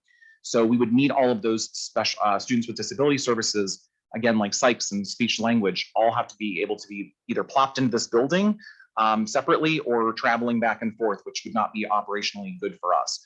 Because it is a totally different area of town, we would most likely need to have at least some sort of small tier of busing that would need to be due at this location. And again, moving expenses would be the same costly things we would have before. And then, is there something below that or no? And then, yeah, the last thing that was also is that we've made it an initiative and a priority in this district at this point to have an SRO now in every single building, which I know was not the case in the old buildings, but that is the standard we've now set for the community, and that is costing us $100,000 annually. It would be a good estimate for that to add an SRO to that building. And the final option, which I guess is to be creative with spaces, we could switch the high school with the elementary school. If this is truly a space issue, and the concern is that there is 1,700 kids in the elementary school that has 190,000 square feet, we have 1,200 kids that attend the high school right now and could very easily fit in 190,000 square feet. The high school has over 300,000 square feet of space, and every class, there would be a classroom for every single elementary class that we need to be able to reduce class size and put the kids in the high school. It is definitely a nuclear option. You don't even know where to begin, right? Retrofitting the spaces would take a lot of time to consider. You're looking at millions of dollars in retrofitting those spaces between bathrooms and furniture, safety features that we have for smaller children, large expense to move 2 full buildings. You could easily reach $300,000 in moving expenses. And we would obviously be at that point moving 75% of our staff, which would be an extremely large thing to compensate to move that many staff members over the course of a summer. So a recommended plan for the current kindergarten class grades now through grade 5, if you can see for next year, we're going to offer 12 sections of first grade to decrease the class ratio to at or below 25:1. We're going to keep the collaborative space available by utilizing one of the kindergarten rooms, which is why we talked about capping the number of kids that enroll in full day kindergarten for next year, so that they can all have a home-based classroom. When our current kindergartners are second grade, we would offer 11 walled sections of second grade. And again, Colleen has got some great plans to make sure that that walled space is with the other second grade students, that it is not in the kindergarten or first grade hallway. And utilizing the collaborative spaces by using one additional teacher to pull the group. So like this extra teacher that we hired this year will follow this kindergarten class starting in first grade next year. When the kindergarten class is in third grade, again, same 11 walled sections and using the space. Again, we will offer the 11 in fourth grade and again in fifth grade. So just in summary of the options, we have the recommended plan, which we talked about back on the first, of having the teachers, the staff move with the larger class. The second option is to offer only half-day kindergarten. Third option was moving the fifth grade to the middle school and consider relocating the eighth grade to the high school. Fourth option is to close in all the collaborative spaces and create permanent classrooms. So we have 12 classrooms in each of those sections of the building. Or look at doing one of the out of the box options of blended learning so that not all students are on the campus at the same time. Look at possibly reopening and renovating Hilton, or the one and only option of switching the high school and the elementary school in terms of utilizing space more appropriately for the number of kids that are in the building currently. So I had a couple of questions. The plan, I think it was slide 32, the recommended plan for the kindergarten class through grade 5, the 11 walled sections from second grade through fifth grade. So you're saying there's space in those pods that's not collaborative, that's being used for something else that could be converted into a classroom? Is that? Yes, so currently right outside of the, when you go into like the second grade pod or the third grade pod, on each of those floors, we have rooms that are currently being used by resource teachers. And so we would look at possibly moving some of the resource teachers to other locations in the building so that that could be a regular classroom right outside to provide that 11 section for second grade through fifth grade. And is the size and setup of those rooms easily Yes. converted? Yes. Okay, so there's no concern about safety, the security of it, or? Nope. Okay. And they're the same size as a full-size class. Yes, and if you recall during the project, especially the ones in fourth and fifth grade, the board had decided to add one of those accordion walls in the middle of one of those classes to make it into two. So when you open that, it's the same size. And the other question I had is, back on when we talked about capping all-day kindergarten, either capping all-day kindergarten or the option 2, which is don't offer all-day kindergarten, just everything's half-day. Do we have, and I don't think we've ever done it, but do we have a sense, because some parents who really want all-day kindergarten, so let's say we went with the 210 cap for all-day kindergarten, we hit the cap. If parents really want all-day kindergarten, they'll likely go to a private school potentially to find all-day kindergarten. Once their students in all-day kindergarten, do we have any sense of what the likelihood that they would switch them back to our district after first grade? Because you may have some parents like, look, now I'm ingrained in a school, kid has friends, and in which case, it has an effect of potentially lowering some of our enrollment when we go from kindergarten to first grade. Yeah, so my understanding in 2012 and before, we only offered half-day kindergarten, and that's exactly what would happen because people wanted a full-day program. So they would go somewhere else for a full-day program and then return as first grade. So up until the point where we offered full-day kindergarten and we had about a 75-25 shift. So when we started offering full-day kindergarten in 2012, all the parents wanted to stay in half day because it was free. So we had very small class sizes. We only maybe had like 10 or 12 kids in those kindergarten classes because people just didn't want to pay for it. And over the years, when they saw that we were providing such a good program, those numbers flipped. So when I got here in 2016, it was more of 75% of the parents were paying tuition and 25.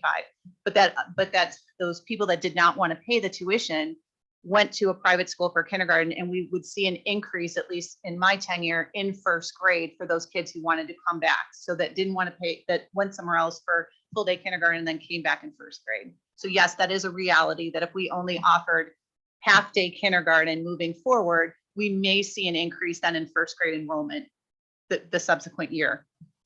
Actually, I was asking the opposite, which is not that we're going to see a bump in first grade. I'm saying overall first grade. So let's say we capped it at 210 kindergarten, all day kindergarten next year. And let's just say there were another 30 families who got blocked out. They wanted all day kindergarten, but they hit the cap. So those 30 go to another private school that offers all day kindergarten. Of those 30 now, who would have stayed with us had we allowed 240 all day kindergarten, are we going to get all 30 back in first grade, or are we going to get 15 back because 15 of the families like, well, now my kid's already ingrained in private school, made friends, and I want to move them back. So it has the effect, not that it's the intention to do this, but it could have the effect. And do we have a sense of maybe it would have the effect of decreasing then what we anticipated in first grade because parents chose to go somewhere else to get all day kindergarten and decided I'm just going to stay where I'm at. Yeah, I'm sure that could happen. Our experience has been we've had a slight increase in first grade when we didn't offer half day or when we didn't have full day. We've had a slight increase in first grade. I don't have those numbers. We can try to find them, but I don't know. We had a hard enough time pulling data from 2016. I don't know how much farther back. Yeah, I mean, it's okay. I know that we have great data on it, but I mean, it's just a reality. It's not, the intention isn't to try to drive people out of the district, but by capping all day kindergarten or by not offering all day kindergarten could have the effect of reducing some of the enrollment first grade on. Good. I will say that if I was the 211th family, if we do decide to cap this, we would be back in first grade. Like we would be back to the district without question. Right. If we had to go elsewhere for kindergarten. But to your point, I think there would be a likelihood that there would be some families that would stay outside the district once they made that move. Right. Other questions or comments? The floor is open. I'll do a comment, only because you like shamed me days ago about ratios. So, Did not I shame had, you. yeah, you did. shame me. The one slide that talks about John Hattie, I'm actually well educated on, and I wanted to just talk to the parents about class ratios and what I know to be true. That slide with John Hattie where it talks about effect size and that 15, when you start looking at like if you took children and there's more to that, that's a whole website. And you start putting in all these variables. And so like I started doing that. I started putting in variables. And the reason why I was talking about gifted, it's my wheelhouse, what I know. So I remember with my colleagues, we're like, look, see, it has no difference when you have all the kids all together in a 25. But when you start pulling kids out, like just that are ability grouped, it has a huge effect, but the effect is like 15. So like, that's why I'm saying when I see some of those gifted numbers, because it's what I know, like if we could use our collaborative spaces correctly, then that class size, the homeroom class size is still not, it's still large, but those groups that we're pulling out become really effective because the number becomes smaller. And when you do that with special ed, it's the same thing. The effect size starts becoming effective, but if we're not doing that, it's not effective. So the ratio does matter. Do you see what I'm saying? So when we say when we say it doesn't matter, no, it actually does. But if we actually did what our plan was, which is what Mr. Martin says the intention is, then it's gonna work. It's gonna have a huge effect. But currently, I'm not sure that it is. So that would be the model when we're talking about putting up walls, creating classrooms. That doesn't like get us where we want to go.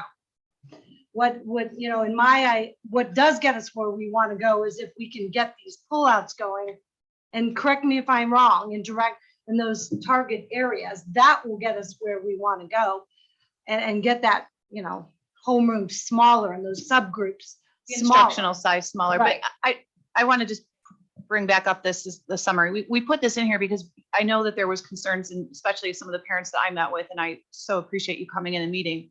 You know, we're concerned about how is these large sizes, how is it affecting student achievement? And this is a great summary slide to show how your kids are doing in this school right now, sitting in these classes with these class sizes, are doing better than they did last year in their smaller schools, in their smaller sections. So if you look at, and that's what the color coding is. So last year's kindergarten, who's now sitting in first grade, at this point in the year, they're doing that much better. They went from a 59 to a 65 because you have to look at the cohort. So you're not going to look, across to kindergarten. Your kids last year who were in first grade, who are now in second grade, they started at this point in the year 46, they're at 77.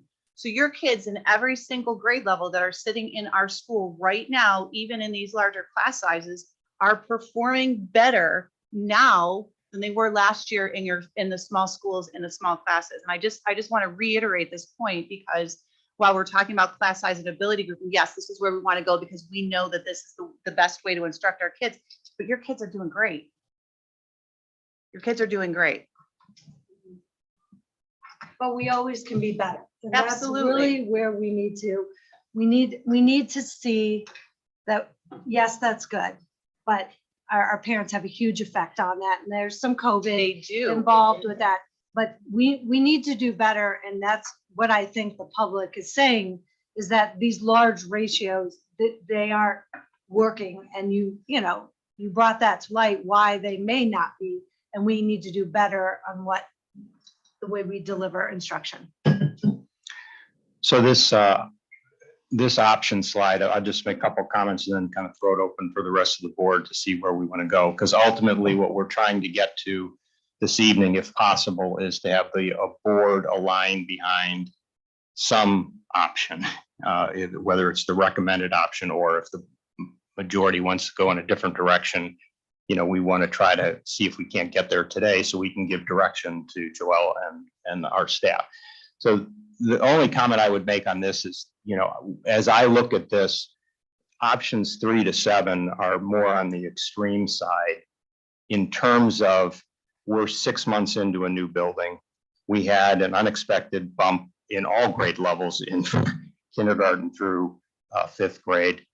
A lot of disagreement about the enrollment studies wrong, or whether, there's building going on. So we're going to see, well, we don't know that, to commit significant change and especially significant dollars prematurely on some of these other options, from my perspective, doesn't make sense. It's premature. It's too soon because we don't know, is this large kindergarten class an anomaly, or are we going to see 300 kindergarten students each year? And oh, by the way, if we're trending that way, but we cap all day kindergarten or we go to half day kindergarten, what impact does that have? Does that all of a sudden take it back down to 250? We just don't know. If we started seeing, from my perspective, if we started seeing large kindergarten class sizes next year, the year after, you start seeing the trend line. Maybe we do another study, maybe we don't because people don't believe the studies, whatever the board would decide. Only then would I think it would make more sense to start exploring some of these more creative but very costly ideas. So I'm in the place where I like the recommended plan, option 1, and capping all day kindergarten at 210. I would be in favor of that as part of that plan too, because at the end of the day, we do have capacity limits, and that to me is a measured way. And parents who really want all day kindergarten, I guess, would we do a first come first serve on all day kindergarten, or would we do a lottery? How would we do that? So we've capped kindergarten every year except for the last 2 years, just because of capacity limits that we had in our other buildings. And we've always done it on a first come first serve basis. Unfortunately, we took a long time to figure out online registration. So it was in person and people were waiting 2 hours because we would timestamp it. We have figured out how to do it with our online registration, that each application has been timestamped as it was coming in. So Okay. we'd have to continue that process, or if the board decided that they would allow anybody to register that wanted to be, and then do a lottery, we could do it that way. The problem with that is that you'd have to cut that off at a certain point, right? So anybody that wanted full day kindergarten would have to have that notice in by like June 1, because it's not fair to go all the way to August for people to decide or know if they have gotten into full day kindergarten. So you have to Sure. have a cutoff date, and that's the only disservice with doing a lottery. Right. I mean, I'm fine with the way we're doing it, and I think it makes sense as long as we're fully communicating out to the public and to our families. We're capped at 210, first come, first serve. Here's when the gates open, so to speak, for enrollment, and, let it play after that. Which, just a quick question, have we reached the cap yet? No.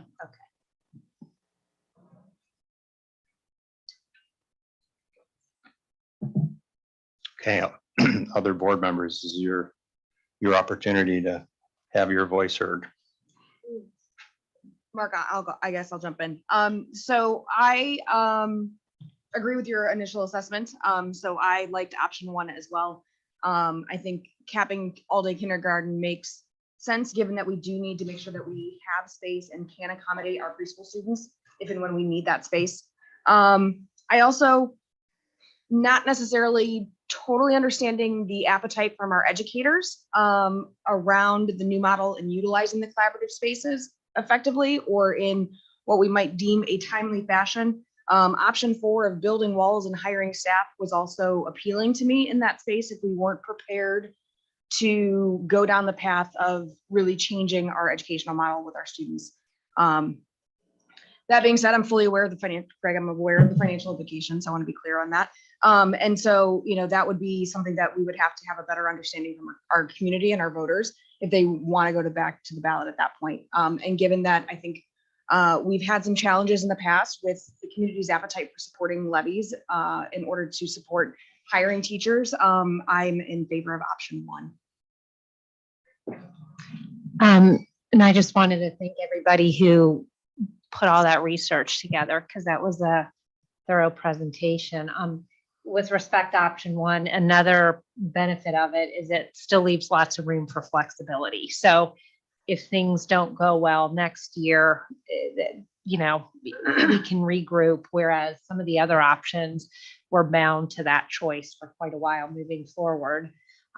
It also doesn't require that any grades move buildings, and there's something to be said about maintaining the status quo for our students, at least for next year.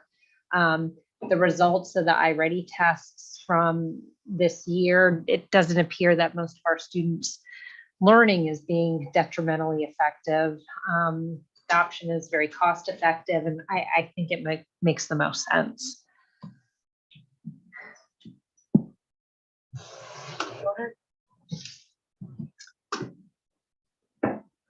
So in the short term,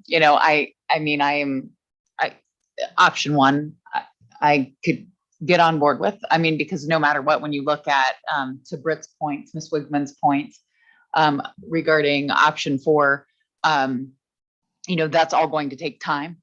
And that doesn't solve the problem for next year, or, how are we going to meet the needs of the students next year? So yeah, I can definitely get behind option 1 on a timeline basis.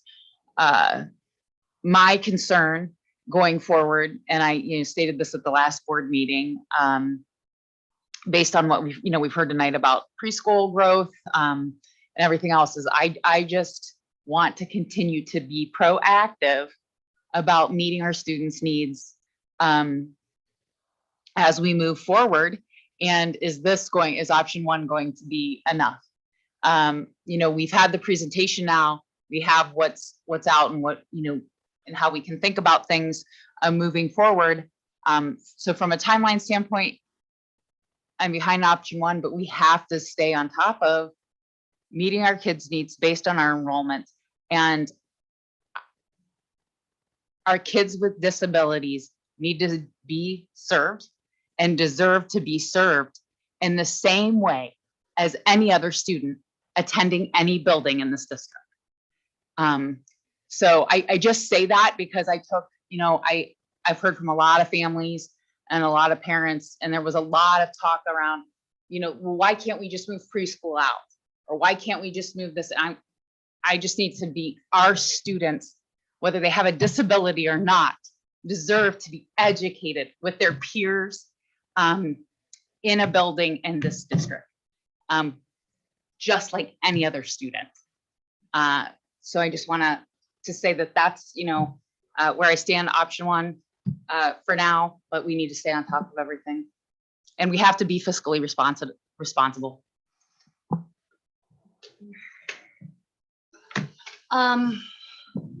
So I'm with you, like temporarily, I think option one solves the short-term problem. I find it alarming. I'm not going, and if I didn't know what I know, then I wouldn't say this, but I do know. And, the ratio, and if we're not using that collaborative space, it doesn't work. Okay, I have a caseload for a whole school of 40 of gifted kids that and to see 81 is huge. And I'm just talking about what I know, okay? That is huge. So if we're gonna talk about doing these collaborative things, that's still not enough staff. And oh, by the way, we got rid of our gifted coordinator which we talked about 5 years ago, somebody who comes in once a week and was doing some of that coordination. Now, Mrs. Tomasetti, who already has a lot on her plate, is coordinating that. So I think we need to revisit that. That was 19,000 back in the day. We need somebody looking at that service. We brought somebody extra in for special ed. If we're gonna do this collaborative space, we need to be more thoughtful. So I'm not gonna just buy into the fact that this is, oh, let's put up the walls and that's gonna solve the problem. I don't believe it's actually the teacher's fault. I know how things roll out. And I just think that sometimes teachers keep kids because they know that it's not really doable. So that said, I want us to show the public a plan where we are showing that we are doing those subgroups and we're doing them in those content areas. Now, I'll go off on the long term. We see this problem with preschool and kindergarten. And I'll throw this out with my own name. I want to put a pause on Hilton. I don't want it demolished. I don't think this problem's going away. I am not going to, well, I'll say it. I mean, Mrs. Magyar and I had this conversation years ago where we talked about it. Yes, I recognize the fiscal, how much it would cost, but I'd be stupid if I ignored what was right in front of my face. So I am begging this board not to demolish Hilton, and we're not having that conversation now. I'm asking you to put a pause on it. I'm looking at it the way Mrs. Kwiatkowski is. This is a temporary solution with the idea that we take these subgroups and we do them correctly with the correct staffing, and we show the public, hey, here's what we worked on for next year. Obviously, that's not something you're doing in February, but you can plan now for next year to do things properly with the idea of these walls. And then in the future, when this next election comes by, you find like-minded people who agree with the fact that you see numbers and you've seen them escalating, and you look at a model for preschool and kindergarten, possibly at the building Hilton, or you get something else, you get a kindergarten preschool village, but you have an election coming up in November. So find people who will support that idea that we can get behind, because honestly, this is a reactive temporary solution. We need something proactive in this community. We could tell other communities about it. They might buy into coming to our preschool, and it could be eventually down the road something that we actually made money. Okay, it's innovative, but other people do this. Okay, it's in other communities. So this isn't a new idea I'm just pouring out of the air. Okay, it exists in other districts around us. So you want to put all your money and all your time and you want to put all these things behind preschool, kindergarten, first grade, where it really matters, then make something great. So consider that. So now option one is great. Okay, I haven't done all the research, not my job, okay, on what the preschool kindergarten looks like. But I am telling you, we need to make sure that the people sitting up here see what I have seen for 13 years. And this is not going to change, okay? So think about it. Let's be innovative. Let's be ahead of the curve instead of having to come up with temporary decisions like walls. Okay, so that's my 2 cents. Thank you. So just to be clear, the board gave direction to get pricing on what it would cost to demolish Hilton. We've not made any decisions on that. When the pricing comes in, we'll have another board discussion in public on what that pricing looks like and what the board wants to do. And we can have a thorough discussion on pros, cons, and what we want to do. So more to come on the status of the Hilton building. Mr. Yanagos, if you would, in an effort to pull together that pricing for the demo of Hilton potentially, could you also be sure that we have the information related to the FCC assessment of the cost to renovate that building versus build new? Well, yeah, we had that conversation. Tell Mrs. Wickman. Well, so that would be, and we can, if you want to make that decision today, you can, but we would need to engage probably TDA to do a study to figure out what the cost to renovate the building would be. And it would cost money to do that, probably somewhere between $20,000 and $30,000. Is that? No, No. I'm not asking to spend $20,000 to $30,000. Let me be clear.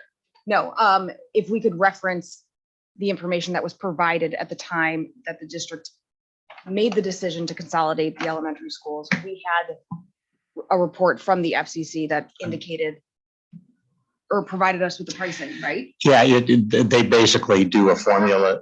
I know that like costs have changed significantly since that study was done, but like ballparking. They come out with metrics that say that the cost to renovate exceeds the cost to build new, so you should offline the buildings. Yeah, That's what they. we do. TDA did a report to talk about renovating all the buildings, and they included the middle school and the high school, and the price tag was over $110 million. And then they broke it down by buildings to say, here's what the cost of Hilton would be, Right. here's what the cost. So we do have that information. I just want to caution that that was also done in 2018. Right. So that was 5 years ago. So we just need to be careful. Same with the demolition cost. The price that we got 5 years ago when they did this study Right. has significantly increased since that time. So I just want everyone to be aware of that too. What I would add is for the discussion that we have next on Hilton, in addition to the demolition cost, if we could also get numbers on what is the annual cost to keep that building sitting open, dormant. So should the board decide to hit pause, we understand what the financial implications of that are. And also, what happens if the roof starts leaking immensely, right? Okay, great. I believe the board has provided direction. Are there any final comments or questions on this topic? Okay, thank you. Thank you all for all of the information and the healthy discussion. And for anyone who's dialing in at home and saying, why are you still in your work session? It's 8:30 because the work session went wrong. So now we're going to move into the rest of the general meeting. So thanks for hanging with us. Is everybody okay? Or do we need any kind of break, bio break? Just want to check and make sure. Everybody good? Okay, all right. So we're going to move on to item 3A, President's announcements. I have none, so we're moving right along. Item 4 is board appointments, Cuyahoga Valley Career Center. I texted Mr. Gilbride and he just got back to me. No news is good news. I will be at the March meeting. So there's our CVC update. I don't think there's no legislative update. I don't think is there, probably not. So we're going to move on to item 5, superintendent committee meetings, financial liaison, audit committee, Kathleen and myself. We will be meeting next month. All right, we'll be meeting next month. Permanent improvement, Ellen and myself. No updates. Board policy committee, Kathleen and Tish. No updates. Except you will be meeting next month too. Oh, we Yes. will. Okay. We're planning, and just so we know, I know it's coming up at a later point in the meeting, we're moving our March meeting to March 15th. And so we will be doing our work session, just like we did with our other meetings. Half will be the audit finance committee, half will be board policy. Okay. And our policy liaison will be in attendance via Zoom or in person. We just haven't verified that yet. And we probably will do PI in April then, just to kind of put on Okay. his radar. Right, and we'll tether that to the board meeting, like as a work session on the front end.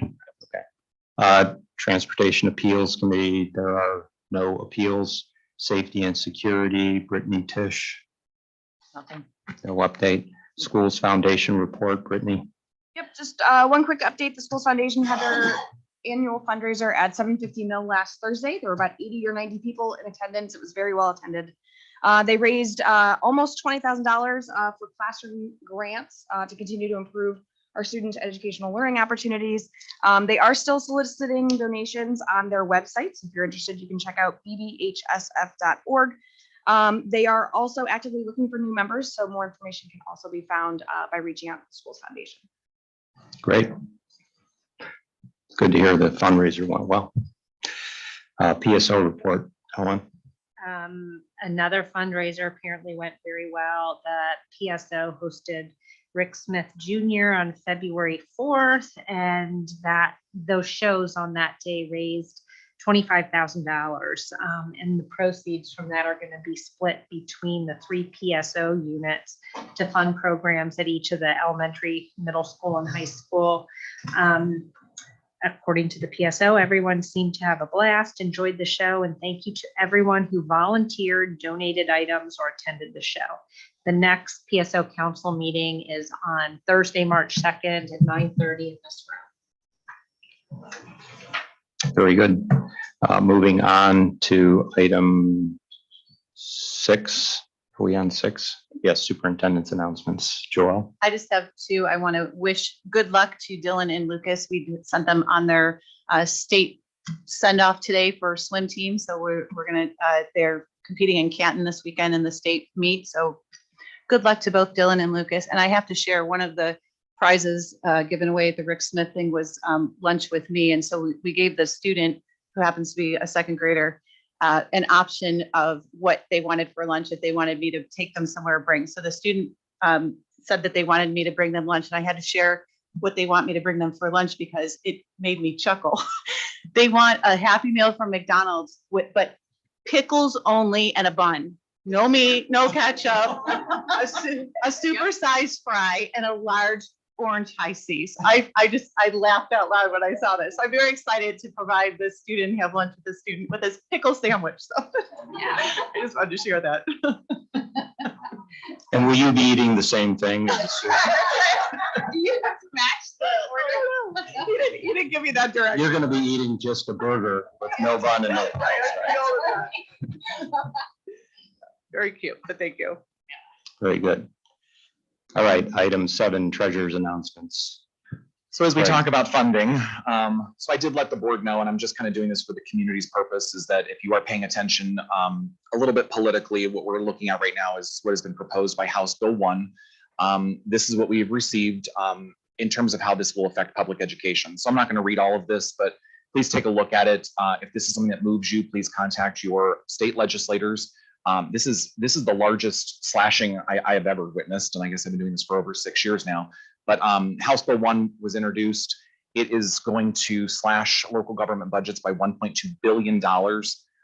It basically, it'll reduce taxes, but it's also going to reduce property taxes. And it's also proposing to eliminate what is the homestead and rollback. This district receives about $2 million a year. So I don't exactly know what their plan is. This is going through the legislative process. So I just want everyone to be aware.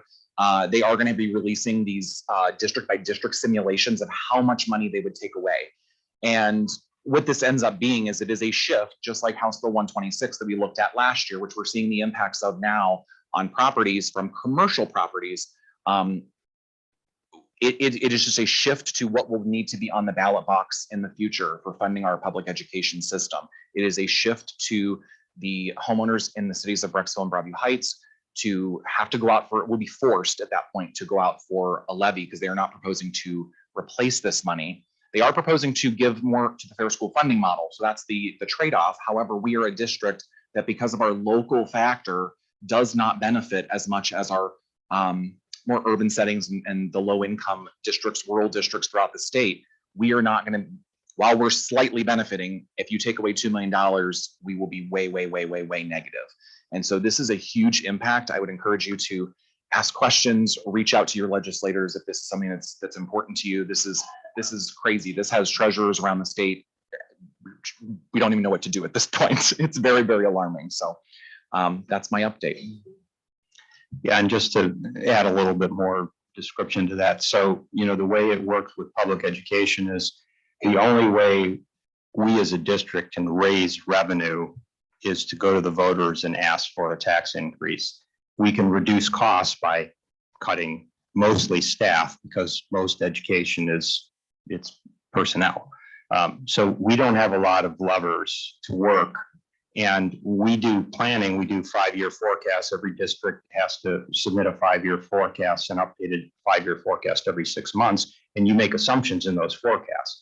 And when some of these legislative issues come up that say, hey, we're thinking about passing this bill that you might lose $1 million, like there's no way to plan for that as a district. Nobody sends us an email saying, hey, in 3 years, we may propose legislation that removes $1 million to start planning for it 3 years in advance. Instead, some of this legislation could be incredibly disruptive where all of a sudden you just lose funding and you're left with very little ways to counter it other than significant cuts or going back to the taxpayer. So that's why these highlights and the encouraging people to reach out to your state legislatures is important, because if some of these things go through, the implications could be pretty significant, which would ultimately lead towards, like I said, more than likely back at the ballot for more tax money. Which, and I just, on a more positive note, I already reached out to our legislators, Phil Robinson and Matt Dolan, and Matt Dolan already got back to me. And I have a phone call scheduled with him next week. Very good. So- Good. Thank you. All right. Item 8, community communications, hearing of the public. I assume we have people. Okay, so I'm going to read this. Hearing of the public. Persons wishing to address the Board of Education may do so at this point. No formal action will be taken on subjects that are not included on this agenda until the board has had an opportunity to study them. Comments regarding personnel must be submitted in writing through the Office of the Superintendent in order for the board to complete the planned agenda in an effective and efficient manner and to provide sufficient opportunities for members of the public to be heard. Hearing of the public shall be limited to a maximum of 60 minutes, during which each speaker shall be limited to a maximum of 3 minutes. So I'll put a timer on when each of you speak, and when you start hearing the beep, the alarm go off, if you could respectfully try to close up and wrap up your argument, your comments, we appreciate that. And also, just to reiterate, hearing of the public is just your opportunity to be heard, not to engage the board in a Q&A forum. So if you're coming here saying, I've got questions and I want answers, this isn't the right place to do it, but you're welcome to state your questions and then follow up with us afterwards through phone call, email, or superintendent treasurer. All right. First up is Amy Kuser. Hi, Amy Kuzer, 10626 Partridge Trail. I have 3 kids in the elementary school, 2 second-grade boys and a girl in kindergarten. I wanted to start by thanking the board for when you guys commissioned the special education audit. My oldest son, Michael, has Down syndrome and a couple other complex medical conditions. And I was one of the parents in those dark times, so I totally appreciated what you said. And I appreciated just the thoroughness of the audit. I think they talked to literally every person they possibly could, staff, parents. It was great. And I appreciate the swiftness of the actions that the board took with those. Mrs. Tomasetti, I feel like the audit came out and next month you were meeting all the parents at ESY. And that was just like, as a parent, I was just like, oh my gosh, like this is crazy that you were just waiting outside to meet people. And I definitely think you brought such a team environment to where we had been. So I appreciate that. And I really just wanted to talk about the special needs kids in general. We talk about, hey, 7 of these 9 kids in the all-day program of preschool are moving up to kindergarten. I just want to remind the board that you guys have to keep a handle on, how those kids are doing. Class sizes are big. Those kids have the hardest time. What about the 2 kids who were in an all day? My son was in an all day. He had so many therapies that it would take more than an entire half day. So like, if he didn't have the all day opportunity, he'd only have 3 of 4 days just to even be in the half day. So I understand where we're at, and I loved your conversations and I appreciated hearing all that. But Tish, you especially, I know you're going to keep a handle on this, but those are the kids that I worry about with the larger class sizes. Those are the kids where it gets overwhelming. My son sometimes runs for the door and he has great aides, intervention specialists and everything. But as we're seeing more and more kids with special needs, the large class sizes make me nervous. So I appreciate you guys, continuing to look out for those kids. Great, thank you. All right, next up is Kelly, and I won't try to butcher your last name.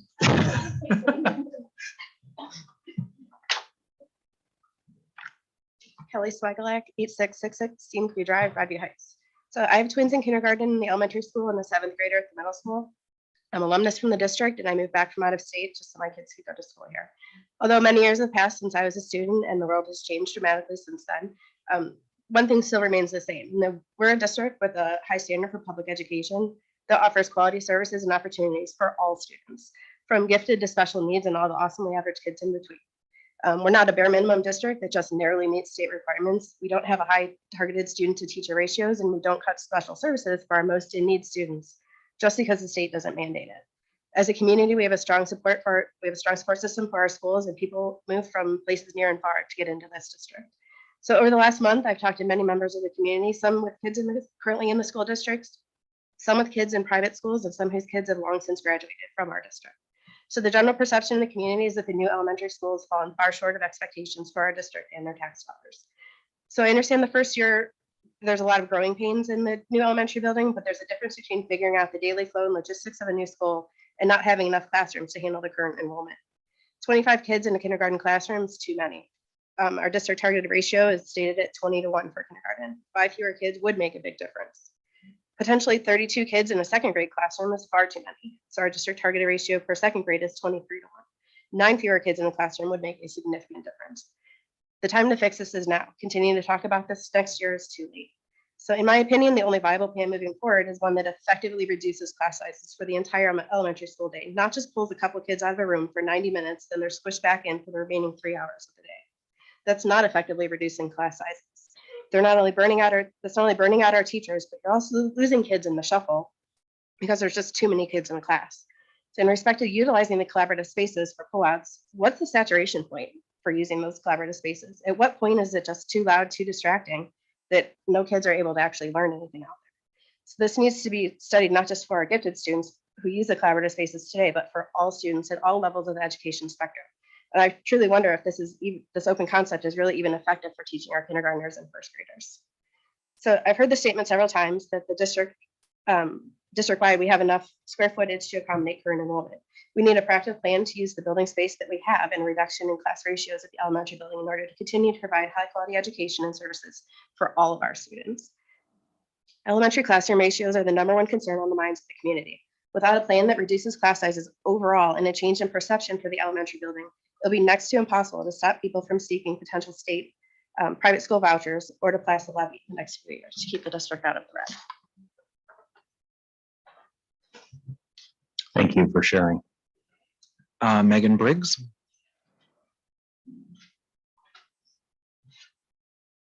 Hi, I'm Megan Briggs. I have 3 students in the district and 1 who will be in a future kindergarten class. In writing to the board and to Ms. Magyar. Sorry, if you could give us your address too. Oh, sure, sorry, 10733 Partridge Trail, Brecksville. Thank you. So in writing to the board, I asked for proof that if a pullout method was suggested to use the collaborative spaces and bringing children out of the classrooms to meet together, I asked for proof that this would work in other districts. We learned from experience that this is used for gifted students. It's used for students who need interventions, but I did not hear any proof that this would work for the masses. The table that shows growth is not proof, in my opinion. These students are likely significantly at a deficit because they're all COVID kids. So just simply returning to school in a normal school setting may be the reason for this growth. And it's unfair to attribute that to this school year specifically or this school. Further, they haven't been using this method to this point. They've been using conventional teaching methods. The only proof I saw in this presentation would contradict using something like this moving forward. Other districts continue to focus on low class sizes and in-classroom mediation when their thresholds were met. We had Berea at 20, Strongsville at 21, Twinsburg 21 to 23, Nordonia 22, North Royalton 23, Rocky River 24, the first Brecksville class ratio class that ranks is the first grade at 24.8, then Solon at 25. All of our other class by grade, our ratios are above all of those school districts. Additionally, kindergarten enrollment, it was reported, is at 232 right now. Kindergarten enrollment has been open for 21 days. It was 241 total in 2021. So we were within 9 total of the enrollment. It was 248 in 2019, 243 in 2018. So those were within 9 and 12. And in 2020, 2017, and 2016, it was 213, 210, and 203 respectively. So we are already over a majority of the years that were mentioned here. I think that the high level of experimentation that's being given to the kids, particularly in these grades K through 5, when they've already been through so much with COVID and the major school change, is not going to serve us in our best interests moving forward. I'm really worried that the kids can't articulate how the chaos, the large class sizes are really affecting them, except through a lot of behavior issues that we've seen, a lot of tears. We know it. I see lots of heads nodding. It's not good. It's not going well in the school right now. The teachers are great.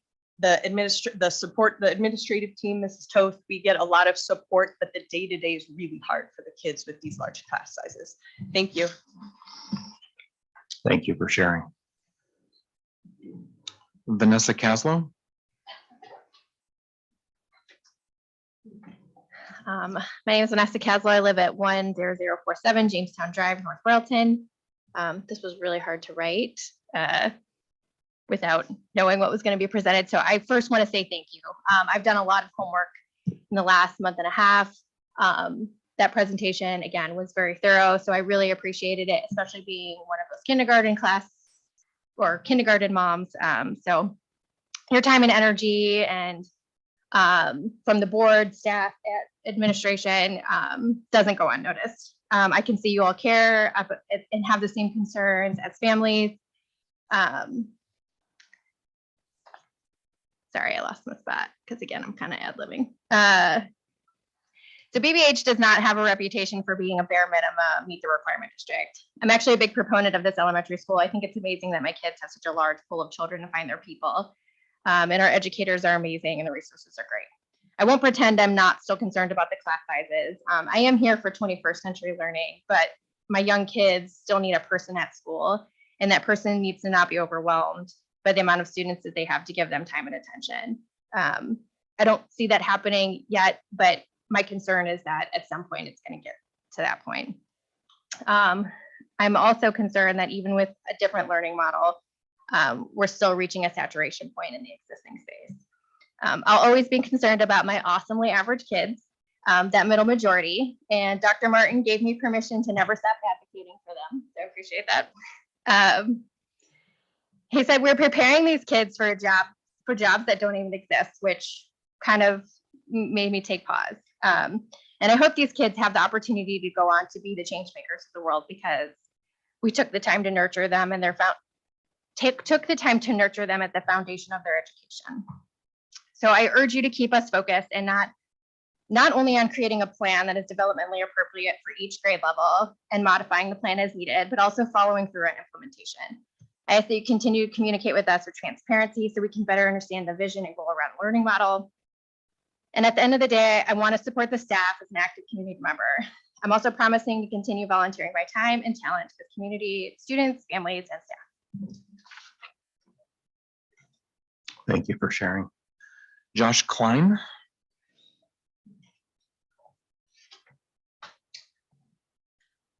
Good evening. My name is Josh Klein. I reside at 8582 Somerset Drive in Broadview Heights. We have a son who's in 3rd grade and daughter who's in 1st grade. I want to talk about the decision that was made that impacts both kindergarten and 1st grade for 2 days, pulling those students out for the dyslexia training. My wife and I fully support the training. But the question we have is, why is the school district doing 40 hours when other districts, high performing districts, are only doing 18 and not closing school for those grade levels? The law that was passed was also in 2021. So why is it taking so long to make some decisions? We're not mitigating the effectiveness of the program that was selected, but this training wasn't going to start for over 1.5 years. maybe it would have been better to serve the students to complete the requirement without removing their teachers for 2 days. What other school districts have taken the approach that Brecksville Broadview Heights has done? My wife and I were able to speak to surrounding districts throughout the state. We're not able to find any that have canceled school to complete this training. Other districts, even like I said, the high performing ones in our area, were able to utilize professional development days that were already in place or valued their teachers' time and were able to offer them a stipend. While we realize that there is financial costs associated with it, it conveys the importance of the teacher's time and commitment to the training while still emphasizing instruction time in the classroom. Doesn't pass the financial burden to the parents. It also doesn't pass the financial burden to the parents who need to find alternatives for childcare on these days. The district was willing to provide substitute teachers for the teachers to complete the training, but only avoided that route because of the subs shortage. Why wouldn't they use that money instead designated for the subs to pay the teachers a stipend for their time out of school over the summer? Either option is a cost to the district, but the latter keeps teachers in the classroom with their students. I'd like to request the school revisits this decision and outlines a plan that will not pull students out of the classroom. Thank you. Thanks for sharing. Petra Laszlo.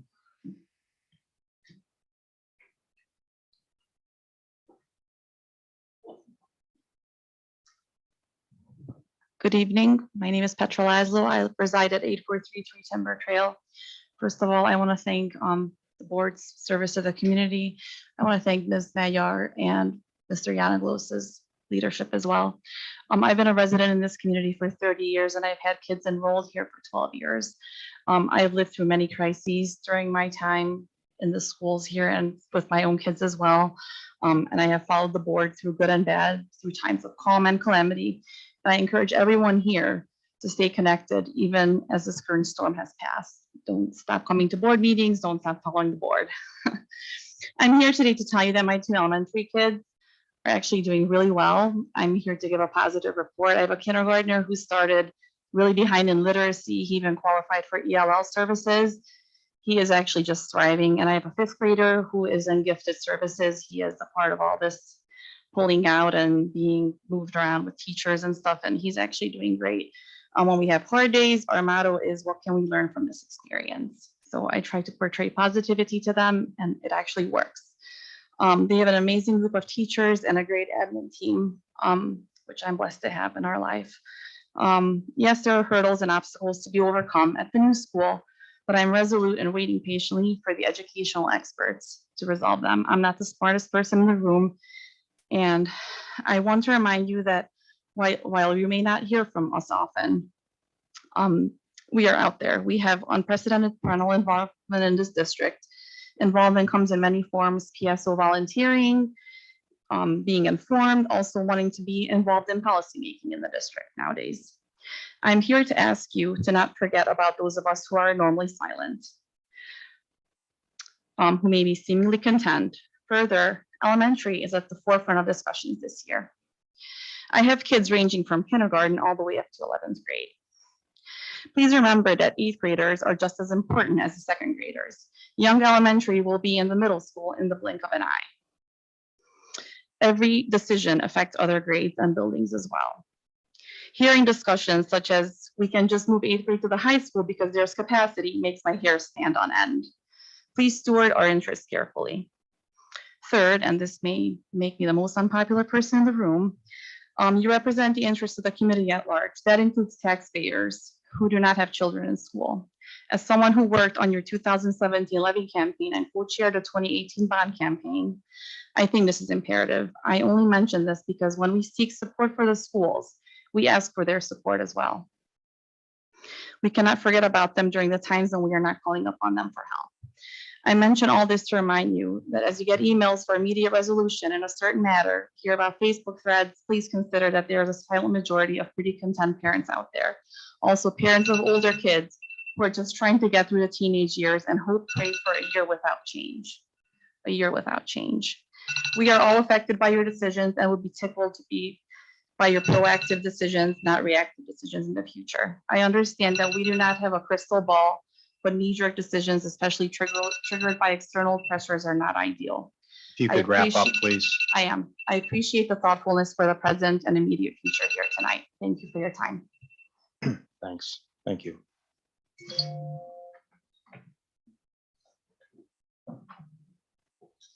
That is all. Okay. Thank you all for sharing your thoughts with the board. Moving on to item 9, other board business, Highland bid discussion. So as many are aware, we put the Highland School property out for bid. This was the second time. The first time we put it out for bid, we had a floor which was at the appraised value of both the land and the building, which was 1.3, 1.4, 1.4. We did not get any bids. So we put it out to bid a second time, but we made the floor the value of the land, which was a little over about 735. So we got 3 bids, and it's now time for the board to discuss the bids and decide. We're not obligated to take any of them, but we put it out for bid. And the 3 bids that do you want to tee this up, or I'm going to just keep going? You're doing great. So we had 3 bids. One was the city of Brecksville, and 2 others were home development companies. One with conditions on their bid, and then one without. And the one that was without, free and clear, was by and away the largest offer, which was 1.1 million. So we had a bid of $1.1 million for the property by a home developer. Do we have, it didn't say in the bid, but did they say what their plans were? I mean, no, they're a home developer, but what they wanted to put there, what their plans were? We did. 15 homes. 15, they're planning on putting 15 homes on that. I can't remember how big the lot size. The other home developer was planning on putting 25 homes on. That was the one with the conditions. Brecksville did not stipulate what they were going to do with the land. Okay. And so what's in front of the board is to decide if we would like to accept any of these bids. And if we do, we will amend the agenda and put a new item on to accept the bid. As also a matter of refresh, the property after the first bid cycle was put out, a rezoning issue was put on the ballot for the city of Brecksville, and the residents of the city of Brecksville rezoned the property to residential. And so that's what opened the door, I think, for some of the bids to come in from home developers. So the majority of the community of the city of Brecksville was okay with having new housing there. So really, I think that the big thing is that the conditional bid doesn't seem like it's a very attractive bid. So we're left with the city of Brecksville, which is at 735, and a home developer at 1.1. So, we're talking more than $400,000 more, which would go into our PI. This would go into our PI fund, which we have an endless list of needs. So we put it out hoping to get as much money as we possibly could. The use of the land is in line with the zoning, which the city of Brecksville approved. So from my perspective, the $1.1 million bid seems to make the most sense. It's in line with what the community wanted, per what they voted for in the rezoning. And it certainly does good things for our PI fund. So what does the rest of the board Well, I think? have a question. The city of Brecksville did not say what they would do with the land at all. They gave They us did no not. indication at all. They did not. Okay. And also just to be clear too, so what happens with property owned by a public entity like the school district is you are allowed to make any arrangement you want to give, trade, sell the property to another public entity. So for instance, when we did Blossom, when we did the new elementary school, we had an agreement, an arrangement, didn't go out to bid. We just had an arrangement with the city of Brecksville where we traded our property, Central School, Old Stadium Drive, for property at Blossom. So you're allowed to do that. So when we went out to bid the first time and we didn't get any bids, in that gap, if the city of Brecksville wanted the property at that time, they could have come to us with an offer saying, hey, we really want that property. That didn't happen, but they did throw a bid into the pool. So They were, is this the right fiscal agent, or they were kind of the marketer of the property. So, right, So they saw these bids come in and. right. Okay. So the option so really, I think the choice is we either coalesce around saying we want to accept the bid for $1.1 million. The majority says we want to not take the more money and take the Brexville bid and lose out on $400,000. Or we don't want to take any of them, but that would leave us with what do we do next with the property, which still has a building on it with asbestos and other issues. Well, in an ideal way, and it's actually, I think, more like $365,000 difference, right? But anyway, I mean, it's the bid Right, from the right. top bidder is quite a bit higher than the bid from the second bidder. And I just mean, the district I can think of many things that we can use that extra money for. So I know there's people in the community of Brecksville that wanted the city to get it. But when you have a bid that's, so much greater than the second bid, then I just think to be fiscally responsible, we need to take it. I just want to add that while I understand that the voters voted on a change in zoning for that property, they needed to in order to have anything on it other than a school. Am I correct? I'm pretty sure the zoning for that property was for a school. So if the city was going to do anything with the property, be able to do anything, they had to put it up for rezoning. They had to rezone. So to say that the city or that the voters are 100% behind having more homes in the community, I'm not sure that I can completely get on board with that, because I think we had to rezone it so that it could be sold, or that it could be utilized in a different way other than a school. I mean, just to clarify, it didn't have to be rezoned depending on what the Metro Parks wanted that property. They wanted us to just give them that property. So, we could have just given them that property. They wouldn't have rezoned it because I think they could have used it as park. But so again, the rezoning issue, and just to be clear, it wasn't 100% of the Brecksville that wanted it rezoned. It was the majority. So that, I don't know what the final vote total was, but I know it was a close vote, but. It was zoned for community use, so it could have been like for the Metro Parks, the city, or like a church, I think, as well, or another type of school. But it was community use is what the previous zoning was. Okay. So after the first cycle, the city of Brecksville could have come to us and said, hey, we really want that property, and we'll give you $735,000 for it. And we could have said, yes, okay, and they could have then dealt with the building that was on there and turned it into a park. So They also have an investment on that property as well, which was that softball or baseball field that they spent, to the best of my memory, around $100,000. So they already had something invested on it. So they know that as well. I mean, they have a lot going on, right, with Valor Acres, and of course, they still have Central School, which they have to figure out. So I suspect that was all part of what, a lot of things on their plate. But again, we don't know what that's Brecksville City Council. All we know is that we put it out to bid twice. There was opportunity if the city wanted to come to us. That wasn't in the cards. So we went through the bid process. We know we want to dispose of the property and the building and the costs with it. So. Didn't they come to us? They didn't submit a bid that first time? No. Okay, sorry, guys. I'm It's okay.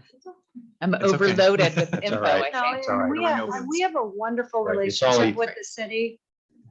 And that conversation, and maybe I'm overstretching my bounds, that conversation would have happened if it was really something that they really wanted. And we've worked with the city and they've been wonderful to us so it didn't happen to the best of my knowledge. So it seems like we're almost obligated to take the highest bid because nothing was ever passed that was something that, they had absolutely wanted, because we would have had that conversation, given our relationship especially.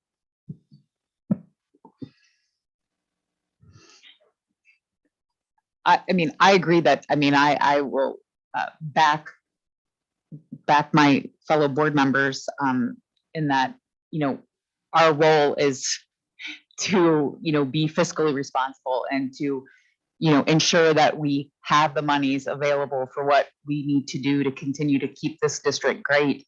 So I absolutely am on board to, provide us with more funds. I just think that it's, right. I just think it's tough. Where everything that we've been talking about, enrollment and knowing, that knowing that it is tough, that there are community members that do not want to see more homes go in the city. It's tough for me, but as a board member, I'm looking at the health of the district. And so just stating that that I understand how tough this is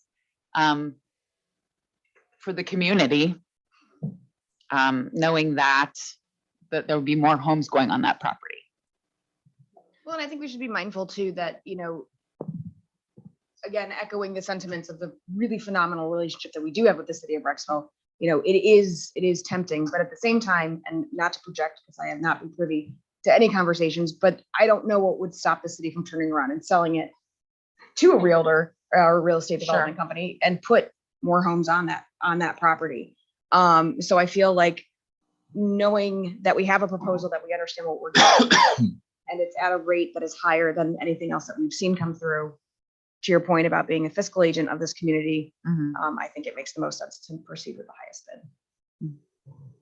And I'll just add to the conversation that when we put it out for bid the first time and we didn't get any bids, I think one of the reasons the city agreed to put it out for rezoning and take it to a vote was to help us get a buyer for it, because the feedback that we got after we put it out the first time from people was it was going to be too expensive to demolish the building with the asbestos. And there was, at the price point that we were asking. So we're asking 1.4 as the baseline. And so for a builder to come in at 1.4 and have to still demolish the building and deal with some other issues that were on that land, that was too high, which is why we didn't get the bids. So having said that and getting that feedback from the city, I think they did us a service to put it on the ballot up for rezoning so that we would have more of a potential for the land to sell. And so I don't want it to be construed that, yes, it went out for vote and this is what, but I think they did that also to help the school district because of our really good relationship that we have with the city. And I also, just for process purposes, you guys can accept a bid here, but please remember the city is actually selling the land for us. So they have to go through their council approval of whatever we pass here too, just so we remember that as well. Right. And the reality too is that had the rezoning vote gone differently, we'd be having a very different conversation. So it did go the way it went. So you were okay then too? Okay, so I think we're good. So I believe we need a motion to amend the agenda. To add the resolution to sell Highland. Okay. So I'll offer that motion to amend the agenda. Second. Okay. And this is, are you getting the verbiage on it on what we need to do? That's while you were talking, I have it ready to go. There you But we'll go, take okay. a vote on the amendment. Okay.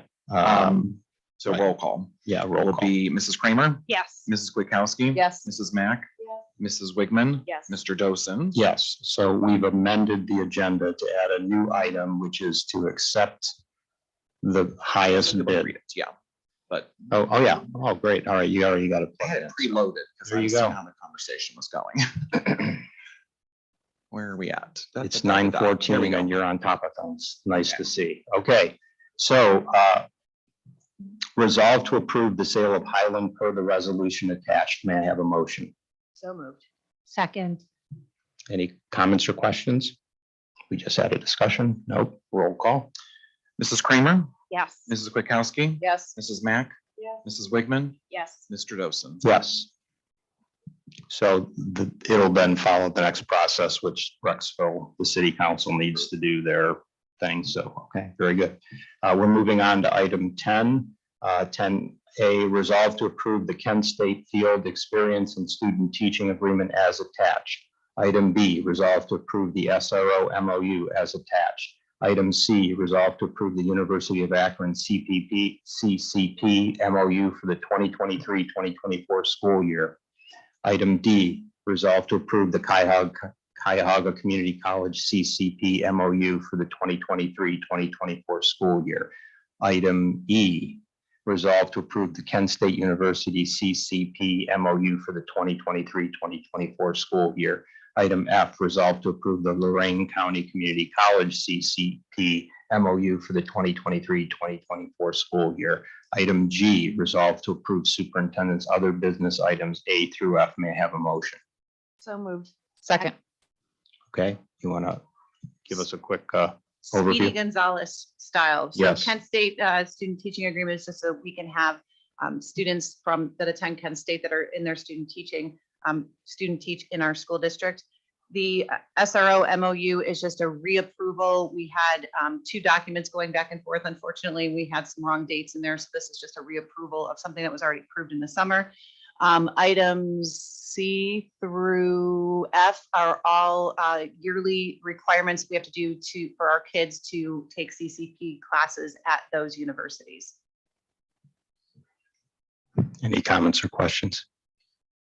Roll call. Mrs. Kramer, Yes. Mrs. Kwiatkowski. Yes. Mrs. Mack, Mrs. Wigman, Yes. Mr. Dosen. Yes.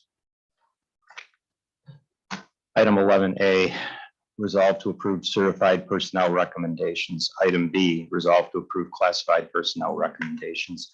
Item C, resolve to approve supplemental personnel recommendations. Item D, resolve to approve superintendent's consent items A through C. May I have a motion? So moved. Second. Comments? Any questions on any of the recommendations? No, but I have asked this before, probably the 3rd or 4th time. And one person on this board would take glee if I did this, but my brother-in-law's name's on here. Okay, so I have asked to have that removed. He's under supplemental, and for future board members, can we please peruse these things so we don't put people in any violations at all? But he's right there. So, and I've asked this several times. I almost feel like I know it was not. There's a lot more. I apologize. it's Yeah, okay. there was You know, only- what's happening is Mr. Wykoff's submitting these very quickly and it's not on here. So you can't check that. And I worry for future board members that they'll be put in the position I was put in. Just so you know, it was checked. I mean, I just think this is new info. Yeah. I understand, but Yeah. 3 times, I'm just gonna say, Yeah. please, No, we do need please to. pull it out. We need to clean this up and we've been told that before. You know, the other option, just as a safeguard, is on these because it's always the supplementals in this particular case. This is just always have the supplemental as a separate. Don't put the supplemental. And so no matter what, we're always safe to just say, look, you know, if Kathleen or any board member needs to abstain, it's already pulled out and ready to go. Okay. Okay, Can I just add? We are discussing, right? Mhm. Okay. yes, yes. The reason why this is important just for the public is that we are all elected to vote. I mean, that's a huge part of our job. So we are all elected to vote. And Ms. Mack has been elected to vote. That's why she sits here. So our responsibility as board members is to vote. I know that you guys probably all get that, but as a fellow board member, it's a primary responsibility she has. So, you know, we need to be able to vote. And if you vote on your own Appropriately. family member, it's an ethics violation, Right. as one board member pointed out to me. So I want to make sure that nobody else gets put in this position. Right, so any board member that has a relative that's, you know, involved in the district in any capacity, whether it's teaching or coaching or debate club or whatever it is, if they show up on a list that we vote on, then you're approving a family member's employment in essence. So from an ethical standpoint, you need to abstain. So we need to be sensitive about who might show up on the list. And if it is, don't put them as part of a consent agenda, which is what this is, where we're approving 3 sets of recommendations at one, pull it out. That way that board member can abstain from that particular list. Okay, any other comments or questions?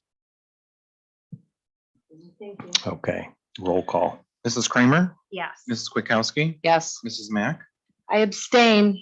Mrs. Wigman, Yes. Mr. Dosen. Yes.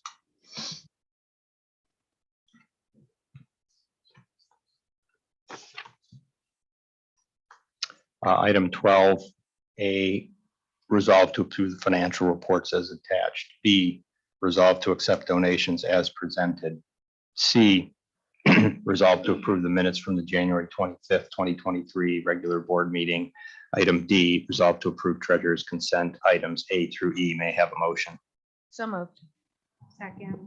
Okay, Craig, you want to walk us through it? Okay, I think we only have one donation on there, so that's pretty easy. The minutes are pretty easy, and I will do a quick financial report.